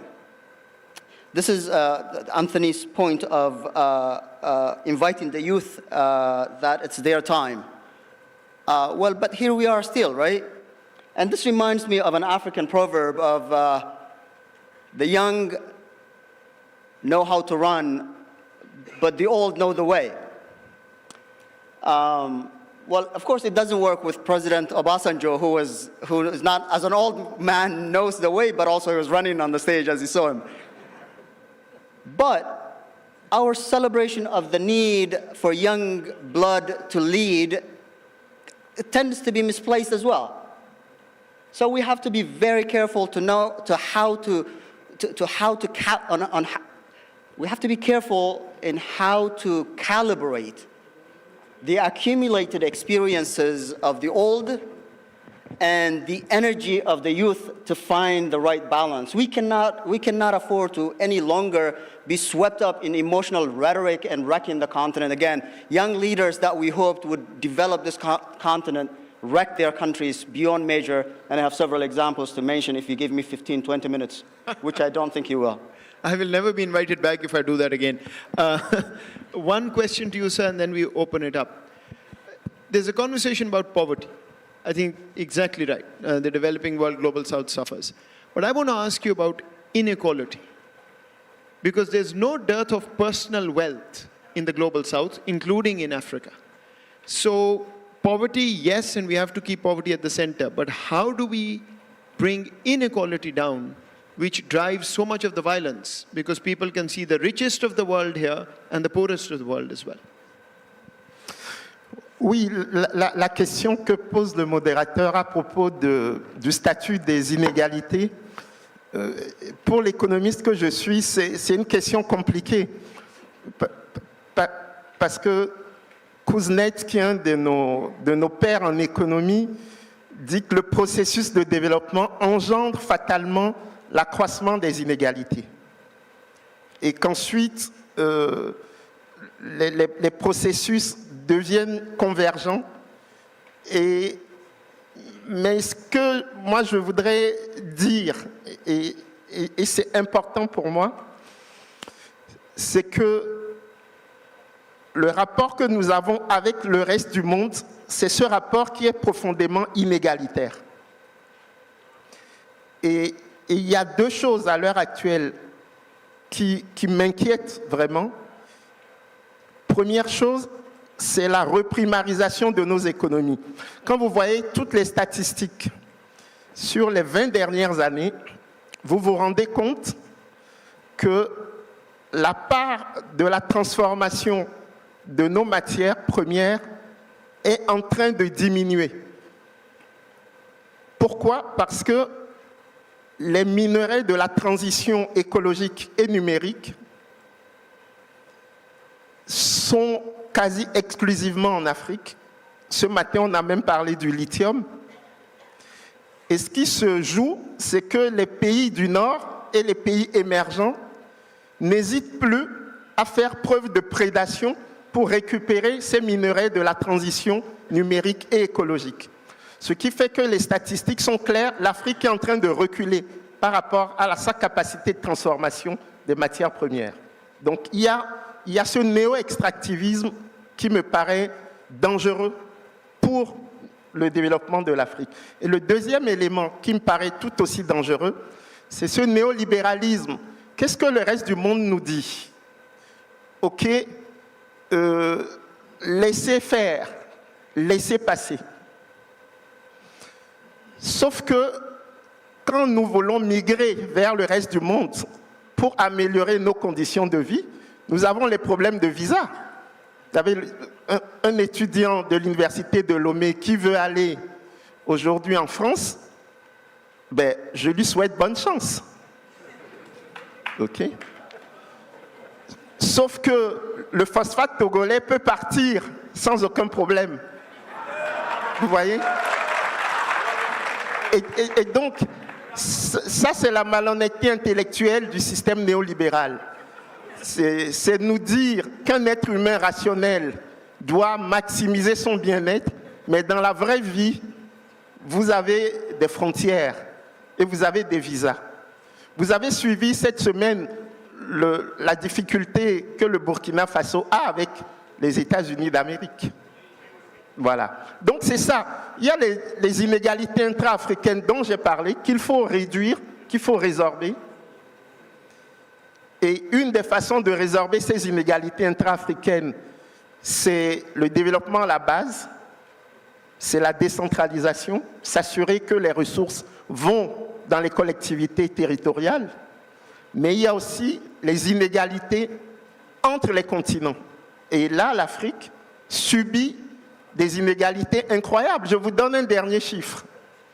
La dette écologique, la dette que l'Occident nous doit, c'est 21 000 milliards de dollars. C'est 1/5 du PIB mondial qui est de 100 000 milliards de dollars. Donc, alors, quand on nous dit que l'Afrique est endettée vis-à-vis du reste du monde, ça me fait rire. Parce que ceux qui ont détruit la planète depuis 5 siècles, ce ne sont pas les Africains. Et donc, s'il faut payer cette dette écologique de 21 000 milliards de dollars, vous voyez que l'Afrique, en fait, elle est créditrice nette vis-à-vis du reste du monde. Donc, l'enjeu, c'est le narratif. C'est le narratif. Il faut sortir de l'idée que nous devons quelque chose au reste du monde. C'est le reste du monde qui nous doit beaucoup. Merci. Thank you. Let me open it up for the audience and take questions. I would request that you please keep the question short and make it a question so that our panelists can answer. Maybe start here, please. I will. I'll just come. Can we get the mic? Yes. You got many questions. You got many questions. I'm here all evening. I think the next panel is on the youth, by the way, Anthony, so I think we need to give them a chance.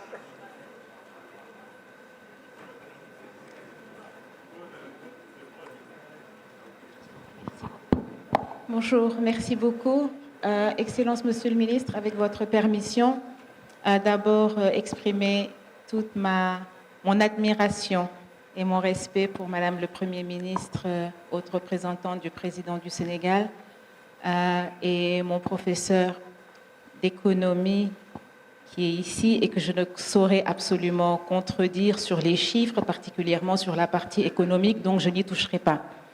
Par contre, il a mentionné les droits humains, il a mentionné les objectifs de développement durable qui sont le cœur même de notre métier au sein des Nations Unies. Madame le Premier ministre a mentionné que l'Afrique est 1/3 de la représentation de l'Assemblée générale des Nations Unies où sont adoptés les objectifs de développement durable. Donc, c'est-à-dire les Africains sont eux-mêmes au cœur de ces objectifs de développement durable, de leur conception et de leur adoption, et nous l'espérons de leur mise en œuvre. Vous avez mentionné Germinal, c'est 1850-60, mais au XIIIe siècle déjà, les grands-parents du ministre Abdoulaye Diop adoptaient la charte de Mandé. Et cette charte de Mandé c'est une charte qui, si on la comparait aujourd'hui aux objectifs de développement durable, on s'y retrouverait énormément, particulièrement en ce qui concerne les droits humains, le respect des libertés individuelles, le respect des droits de l'homme, mais également l'éducation, le développement et j'en passe, la sécurité alimentaire, tout y était déjà expliqué. Donc ce n'est vraiment pas une question, mais un commentaire pour dire qu'il y a vraiment un alignement et on ne devrait surtout pas revenir sur des acquis que les objectifs de développement durable nous ont permis de réaliser. Merci beaucoup. Thank you. Let me take one from this side, the gentleman there in the glasses. Oh, you have a question, sir? Please, I'll come to you. If we can get the mic here.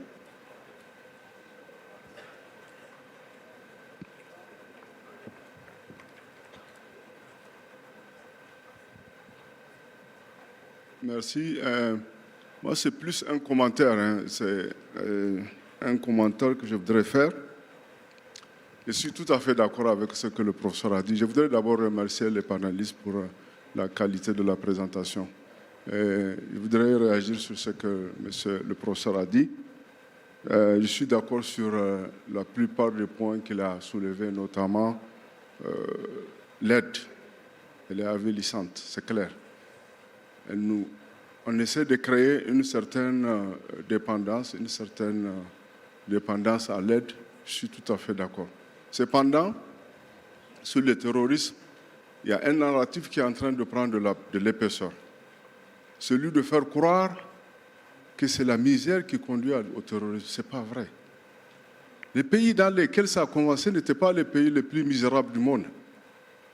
Quand le terrorisme est arrivé chez nous, et tout à l'heure vous avez donné l'exemple de le cultivateur de riz qui va abandonner sa production de riz parce qu'il n'est pas compétitif et devenir djihadiste.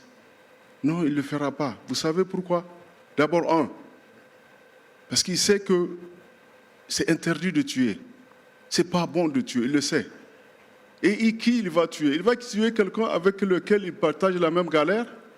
Parce qu'en fait, ces terroristes-là, ils s'attaquent à qui? Ils s'attaquent à leurs voisins, aux gens de leur environnement. Je ne vois pas quelqu'un, il n'y a aucune logique dedans que quelqu'un qui produit du riz parce qu'il n'est pas productif, il abandonne pour venir attaquer son parent ou un de ses... Je ne sais pas ailleurs, hein, mais chez nous, au Sahel, la misère n'a rien à voir. Le terrorisme a été importé pour créer un chaos, pour chasser les populations de leurs terres et faire le vide, pour que ces pays occidentaux-là aient toute la liberté de piller nos ressources à l'insu et sans témoin. Parce qu'au moins, quand il y a les populations, elles sont là, elles voient ce qui se passe. Aujourd'hui, avec les nouvelles technologies du monde, ça va très vite, elles peuvent prendre des images, voilà, et tout ça. Donc, je ne pense pas que... et ils savent qu'il n'y a pas d'avenir dedans. Quelqu'un qui produit du riz, son riz n'est pas compétitif, il cherchera peut-être autre chose à faire. Mais les terroristes, ils savent qu'il n'y a pas d'avenir dedans. L'avenir, c'est la mort. Les jeunes adorent et se font enrôler parce que ces jeunes ont peur. Je ne sais pas ailleurs, mais chez nous, c'est la peur. Un exemple simple. Quand vous voyez les victimes, enfin les combattants terroristes que l'armée arrive à neutraliser, mais ils ne ressemblent à rien du tout. Quand vous les voyez, vous voyez des gens misérables. Vous voyez des gens avec des bottes militaires, deux chaussures différentes, habillés en haillons. Vous voyez sur leur visage la misère. Ils ne gagnent rien dedans. Ce qu'ils gagnent, c'est par contre ces pays occidentaux qui les sponsorisent et les patrons qui sont au plafond. Ça, peut-être. Mais ceux qui combattent là, ils n'ont autre chose encore. Vous ne verrez pas quelqu'un qui est chez nous, la zone des 3 frontières. Vous verrez rarement, pour ne dire jamais, quelqu'un qui est un jeune qui est en dehors de cette zone qui vient se faire enrôler. Jamais. Pourtant, ils ont les mêmes réalités économiques que les jeunes de la zone des 3 frontières.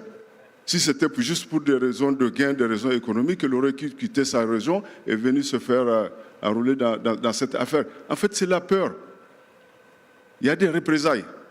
Et nous n'avons pas la capacité d'avoir cette police de proximité pour faire en sorte qu'au moment où ces djihadistes font le représailles, que nous soyons là pour protéger les victimes. On vient, dans les familles, on leur dit, on connaît, ce sont des gens qui vivent avec eux, ils savent, ils le connaissent. Ils exigent que les familles contribuent pour alimenter les réseaux sociaux. Et la contrepartie, c'est quoi? Ce n'est pas l'argent que ces gens-là gagnent, non. C'est laisser les parents tranquilles, laisser les parents de celui qui adhère tranquilles, ne pas lui prélever la dîme, ne pas s'attaquer à leurs intérêts, et puis voilà, c'est tout. Mais sinon, c'est vraiment la peur. Ils savent, ils ne croient pas. Qui est victime aujourd'hui du terrorisme au Sahel? Ce sont les musulmans. Moi, je ne pense pas qu'un musulman va tuer un musulman pour dire qu'il défend la cause de l'islam. Les raisons du terrorisme, je ne sais pas ailleurs, au Sahel, la principale raison, en tout cas chez nous, c'est la peur. Les gens ont peur des représailles. Voilà, c'est ce commentaire-là que je voulais faire. Et peut-être un peu sur l'aide, je suis tout à fait d'accord que l'aide, elle est là pour créer la dépendance. Je vous donne un exemple très simple. C'est peut-être ça un peu la différence entre les universitaires et ceux qui sont du terrain. Une fois, nous, on m'a présenté une requête de WC dans les écoles. C'est hallucinant. Comment vous allez demander à un pays occidental de venir vous faire des WC dans des écoles? Qu'est-ce qu'il y a de compliqué pour faire des WC? Qu'est-ce qu'il y a de compliqué? Creuser un trou et mettre du ciment? Il faut qu'on demande à quelqu'un de venir de l'Europe pour nous le faire ou nous donner l'argent pour le faire? Ça devient une addiction. Et c'est ça le principal. Et on nous a conditionnés à ça. Les gens trouvent que c'est normal de le faire. Voilà, je ne voudrais pas monopoliser la parole. Je vous remercie. Thank you. We have a lot of questions and not enough time, so I'll go one by one, but short question, please. Yes, the gentleman in front. Thank you very much. My question is about the three concepts: concept of state, concept of market, and concept of political regime. I think there is a confusion between these two concepts, because sometimes the neoliberal agenda that has been put in place 14 years ago make a confusion between states, between states and political regime and market. And there is one country in the world who resists that. This is my question. This is China in 1986. From Tiananmen, they resist to the neoliberal agenda and they build a kind of industrial state.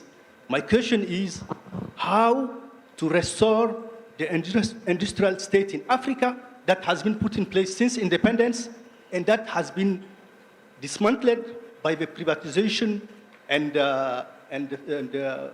privatization that has been led by World Bank and IMF, something like that. This is my question. Okay. Thank you very much. Yeah. Thank you. And we'll come back to the panel. I'll just take 2 or 3 quickly. Yes, sir, right here.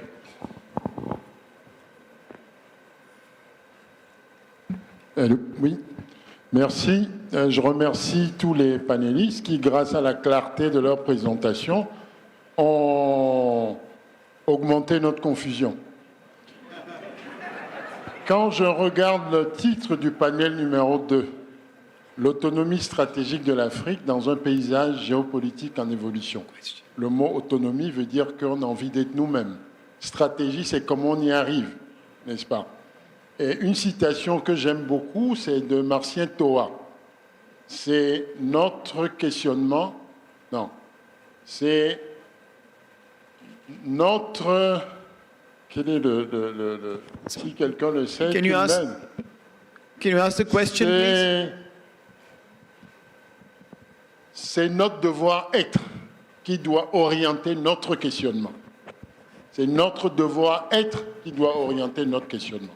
Alors, ma question, c'est de savoir tout ce qui a été dit, est-ce que, pour avoir l'autonomie, devons-nous aller vers une rupture puisque les uns après les autres, il a été démontré qu'il y a des nœuds que nous ne contrôlons pas.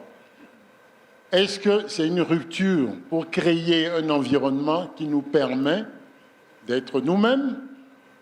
Il y a un mot que je n'ai pas beaucoup entendu, et le professeur Anthoni a parlé de panafricanisme, il est le seul. Okay. C'est aussi une possibilité, parce que quand on dit panafricanisme, ce n'est pas seulement voyager d'un pays à l'autre. Non, non, la question est d'avoir une terre, d'avoir une économie et une armée qui protège cette terre et cette économie. C'est ce que ça veut dire, fondamentalement. Okay. Donc, ma question que je pose ici, est-ce que c'est une rupture qui peut nous permettre d'arriver à l'autonomie stratégique de l'Afrique, ou bien c'est le fait de nous mettre ensemble? Merci. Thank you. Thank you. Let me go all the way back there and then come back to the panel. Yes, please. Yes, I'm seeing hands. Let me just get the questions and then come back. Yes. Merci. Je me présente, je suis Didier Alou. Je suis le directeur du cabinet Africa Dev, qui est un cabinet qui est spécialisé dans la transformation sociale. Donc, je voudrais d'abord féliciter les organisateurs pour la qualité donc, de cet événement. Sir, can you ask the question? We are short of time. Please ask the question. OK.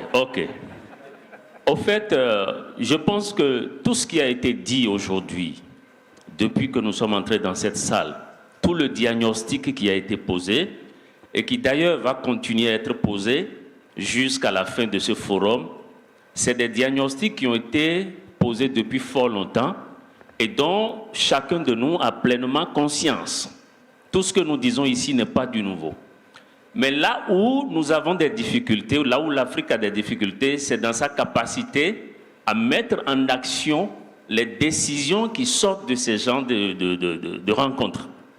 Et je pense fondamentalement qu'il y en a en Afrique qui ont commencé par comprendre et qui prennent des décisions, qui prennent des dispositions pour aller loin. C'est l'AES notamment, dont je salue ici la présence des ministres des Affaires étrangères.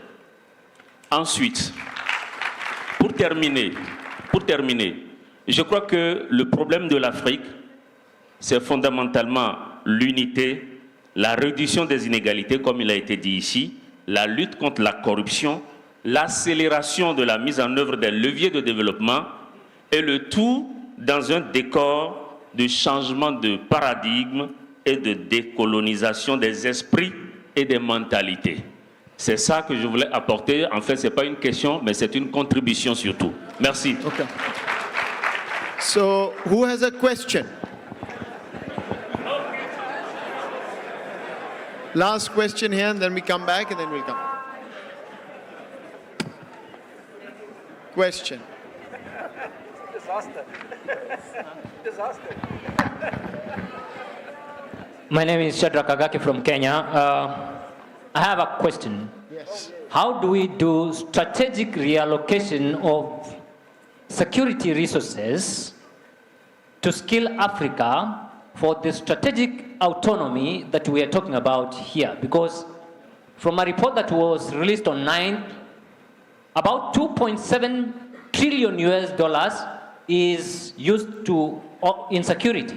How do we strategically reallocate these resources to skill Africa and young people for sustainable development? Thank you. Let me come back to the panel. Take a round of, don't have to address every question, but whoever wants to take it, and then we'll go back. Anyone? Do you want to start, please? Do you have any?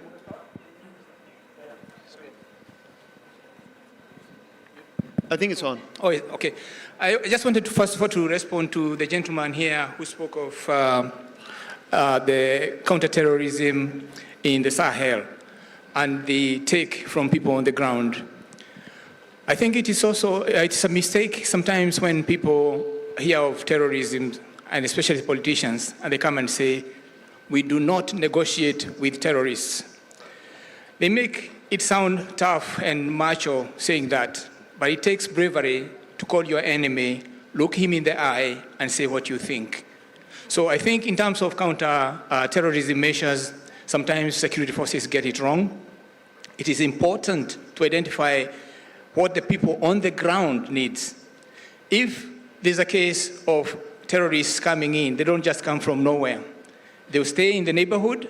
The people, if they are involved in their own security, in taking ownership of their own security, they'll be the first people to report suspicious movements in their backyard. But before that happens, there must be trust between the security agencies and the local people.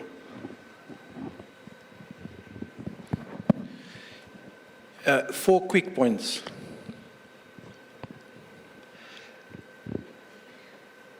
I want these forums to talk to each other. I want you to hear my people in Southern Africa. They speak the same language. They speak about inequality, unemployment, violent crime, violence against women and children, terrorism, violent extremism, the same agenda. I want to hear in North Africa what the issues are. In fact, I'm thinking that we should do our homework better as organizers and bring discussion papers or background papers to our audiences before we even start to talk. There's a lot of questions about data and statistics and so on. We can provide that before we even start. On violent extremism, I'm familiar with what's happening in northern Mozambique, a province called Cabo Delgado, east coast of Africa. The state response was a big mistake. You send soldiers and the police to kill the terrorists. We even deployed SADC, the regional community, to go and do that. Guess who trained the soldiers to do this? The Europeans and the Americans. What was the result? If there are Nigerians with us, tell us what is the result. If you militarize and securitize this very deep socioeconomic problem. So there's much to be learned from each other. On strategic autonomy, I apologize if we confuse. For me, it's very straightforward. We must market and promote our uniqueness, and we must protect and defend our assets. This is the responsibility of our leadership, and that's my last point. Often we see a failure of leadership. It is one of the elephants in the room, as we say back home. Can we expect our older generation of leaders who went through liberation struggles and quite tough times to bring independence to Africa, to give us their wisdom and experience so that those who follow, the younger generation, can learn in an intergenerational dialogue what it is that is wise to take forward? There's a time for us to come and a time for us to go. And we have to apply this to our own societies, including these forums. Thank you. And by the way, just for everybody's knowledge, the Lome Peace and Security Forum has actually done a forum of forum meetings as well, brought different forums from around the world together. I think you had it yesterday, so please. Oui, merci beaucoup. Je prends bonne note des observations de Monsieur le ministre. Mais il y a quand même un point qui me paraît devoir être présent dans, sinon les causes, au moins les mécanismes d'accélération de la dégradation de la situation sécuritaire au Sahel. Comme vous le savez, j'ai été commissaire à l'Union économique et monétaire ouest-africaine en charge de l'agriculture, des ressources en eau et de l'environnement. Et ce que nous avons remarqué, c'est que sur les 40 dernières années, nous avons perdu 20% de notre productivité agricole du fait du réchauffement climatique. Et pour répondre à cette perte de productivité, les agriculteurs ont dû augmenter leur superficie cultivable pour maintenir les niveaux de production au moins au même niveau. Voilà. Ce faisant, ils ont réduit les couloirs de transhumance pour les populations nomades, en particulier les populations peules. Et dans un pays comme le Burkina Faso, c'est très clair qu'il y a une montée des tensions entre les peules et les populations sédentaires, en particulier les Mossi, du fait de l'augmentation des superficies cultivables et de la réduction des couloirs de transhumance. Et ça a engendré dans les réponses des coalitions entre certains mouvements irrédentistes et certaines populations peules. Ce qui pose problème d'ailleurs à l'heure actuelle au Burkina. Donc je ne crois pas que ce soit simplement une question de peur des populations. Je crois qu'il y a de vrais enjeux liés au triptyque État, territoire et société dans le Sahel et même dans les pays côtiers.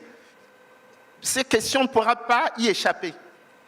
Et il y a un autre élément qui me paraît fondamental, c'est que tous ces groupes terroristes, quand vous les observez, ils utilisent des logiques territoriales précoloniales. Okay.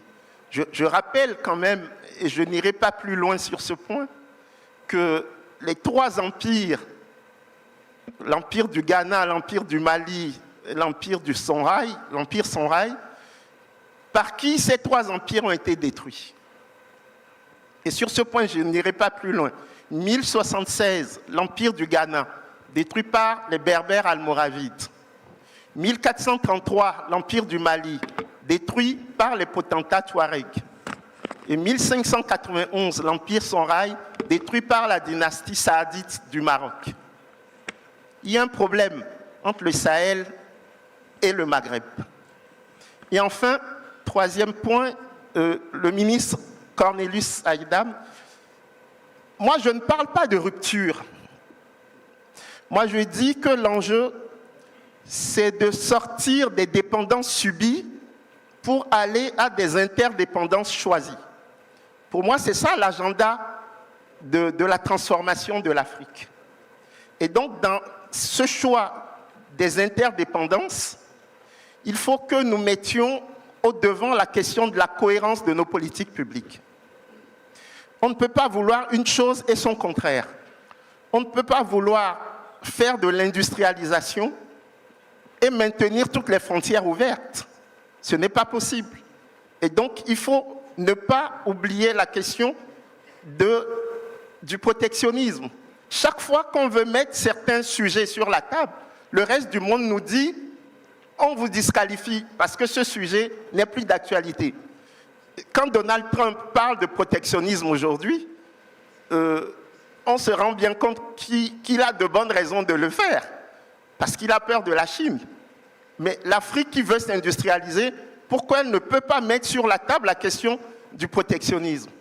Et donc, moi, mon problème, c'est que nous, les dirigeants africains, nous devons, comme tu as cité Martien Toa, j'aimerais reciter Martien Toa pour dire l'heure de nous a sonné. L'heure de nous-mêmes a sonné. Et ça, nous devons assumer clairement nos choix, notre vision et les moyens d'atteindre notre vision, et de façon décomplexée. Et je crois que, et je parle sous le contrôle des ministres ici présents, le Forum de Lomé y contribue. Merci beaucoup. Thank you. The last two comments from... Very quickly on how to assert our strategic autonomy, which is a clear recognition that we are neither strategic nor autonomous. So in 2016, the Assembly of Heads of States appointed President Kagame to come up with reform in the whole system, the whole union. And some of the preliminary recommendations of what I call the Kagame Commission was 0.2% of GDP membership. That has not been implemented, because that would have enabled the African Union and its various departments to function like real unions.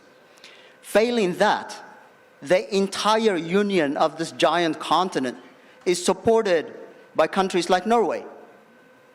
And I'm not trying to be ungrateful. I am grateful for whoever gives, but whoever gives, I expect it to take. Your Excellency, I'm moving to the next point. Very briefly, Your Excellency, I appreciate what your three countries are doing, but I take issues First, with state-centric definition of what terrorism and terrorists are, of what piracy and pirates are. Second, externalizing our problems simply don't help. If our countries are able to address the abject poverty at the grassroots, forces of evil, foreign or domestic, would have no ground to grow on, would have no fertile ground to grow on. I say that with utmost respect to you personally and to the 3 states. Thank you. Oui, il va falloir à un moment que l'Afrique se décide à oser. Parce que ce type de débat, bon, on a été des étudiants turbulents, on les mène depuis au moins 40, 50 ans. Et c'est maintenant le temps de l'action. C'est-à-dire, est-ce qu'on va oser ou pas? C'est la question qui se pose. J'ai cité tout à l'heure et les États-Unis et la Chine. Vous arrivez à un moment de votre existence où vous n'avez plus d'autre choix que de complètement changer de direction, et l'Afrique en est là. Parce que si on continue sur ce même chemin, je ne parle pas de la pression démographique, hein, des gens qui sont derrière là-bas, là, qui vont nous trouver comme élite et qui vont nous dégager, mais je parle également de toutes ces bandes armées, équipées par qui on sait, hein, et dont on ne parle jamais. Vous voyez des terroristes en 4x4 dernier cri, avec les dernières armes, ils traversent les ports et ils arrivent ici. Et qui les financent. Toutes ces questions-là, en fait, on le sait, mais on n'en parle pas. Donc, il y a une question de responsabilité, des élites africaines, pour aujourd'hui faire face, ensemble.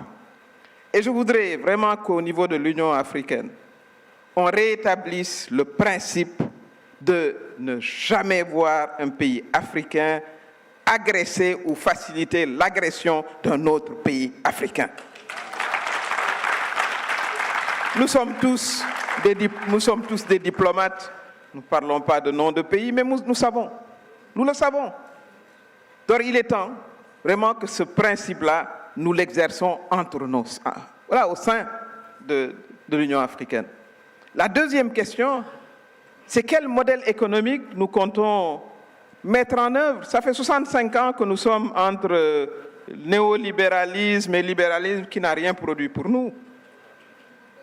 Est-ce qu'il y a, professeur, est-ce qu'il n'est pas temps de réinventer l'économie africaine elle-même, comme sujet même de réflexion?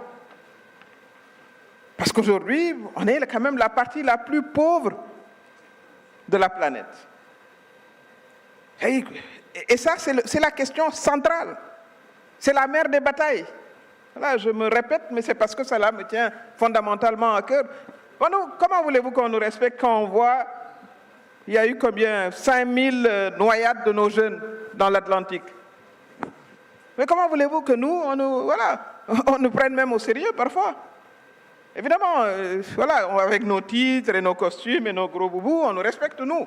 Mais on ne respecte fondamentalement pas l'Afrique en tant que telle. Donc cette question, elle est centrale. Et ça, il faudrait qu'on la porte vraiment au plus haut niveau. Quelqu'un a parlé de l'industrialisation, mais sans industrialisation, on n'ira nulle part. On importe des cure-dents, on les importe. On sait quand même fabriquer des cure-dents. Je ne parle pas même de l'armement militaire qu'il est temps de promouvoir en Afrique. C'est pour ça qu'il doit falloir qu'on ose. Si on n'ose pas, on sera là encore dans les 100 prochaines années, à avoir des regrets. C'est pour ça que le mot révolution peut faire peur, mais il est nécessaire.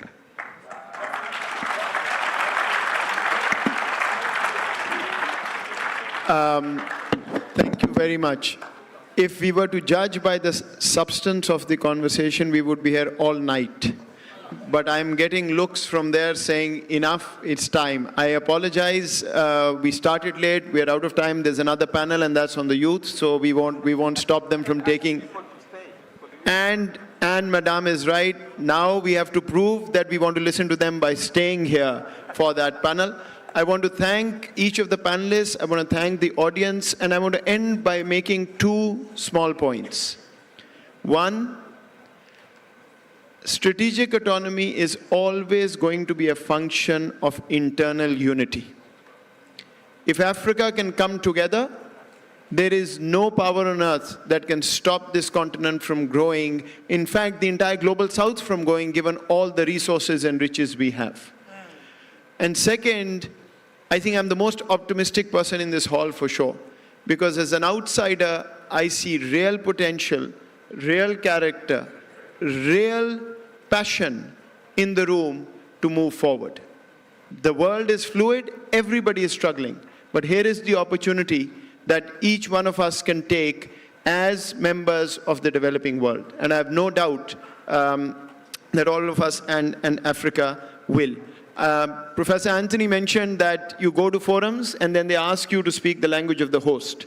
I can comfortably say, and I want to congratulate the Republic of Togo, there was no voice of the host here. Everybody spoke their mind with passion. We've had disagreements, but this is exactly how we move forward. And perhaps next time we should do working groups with the implementation plan of all the good ideas that come from here and take them forward. Thank you very much for being a patient audience and to the panel. Thank you. Alors oui, des applaudissements plus nourris pour le panel, s'il vous plaît.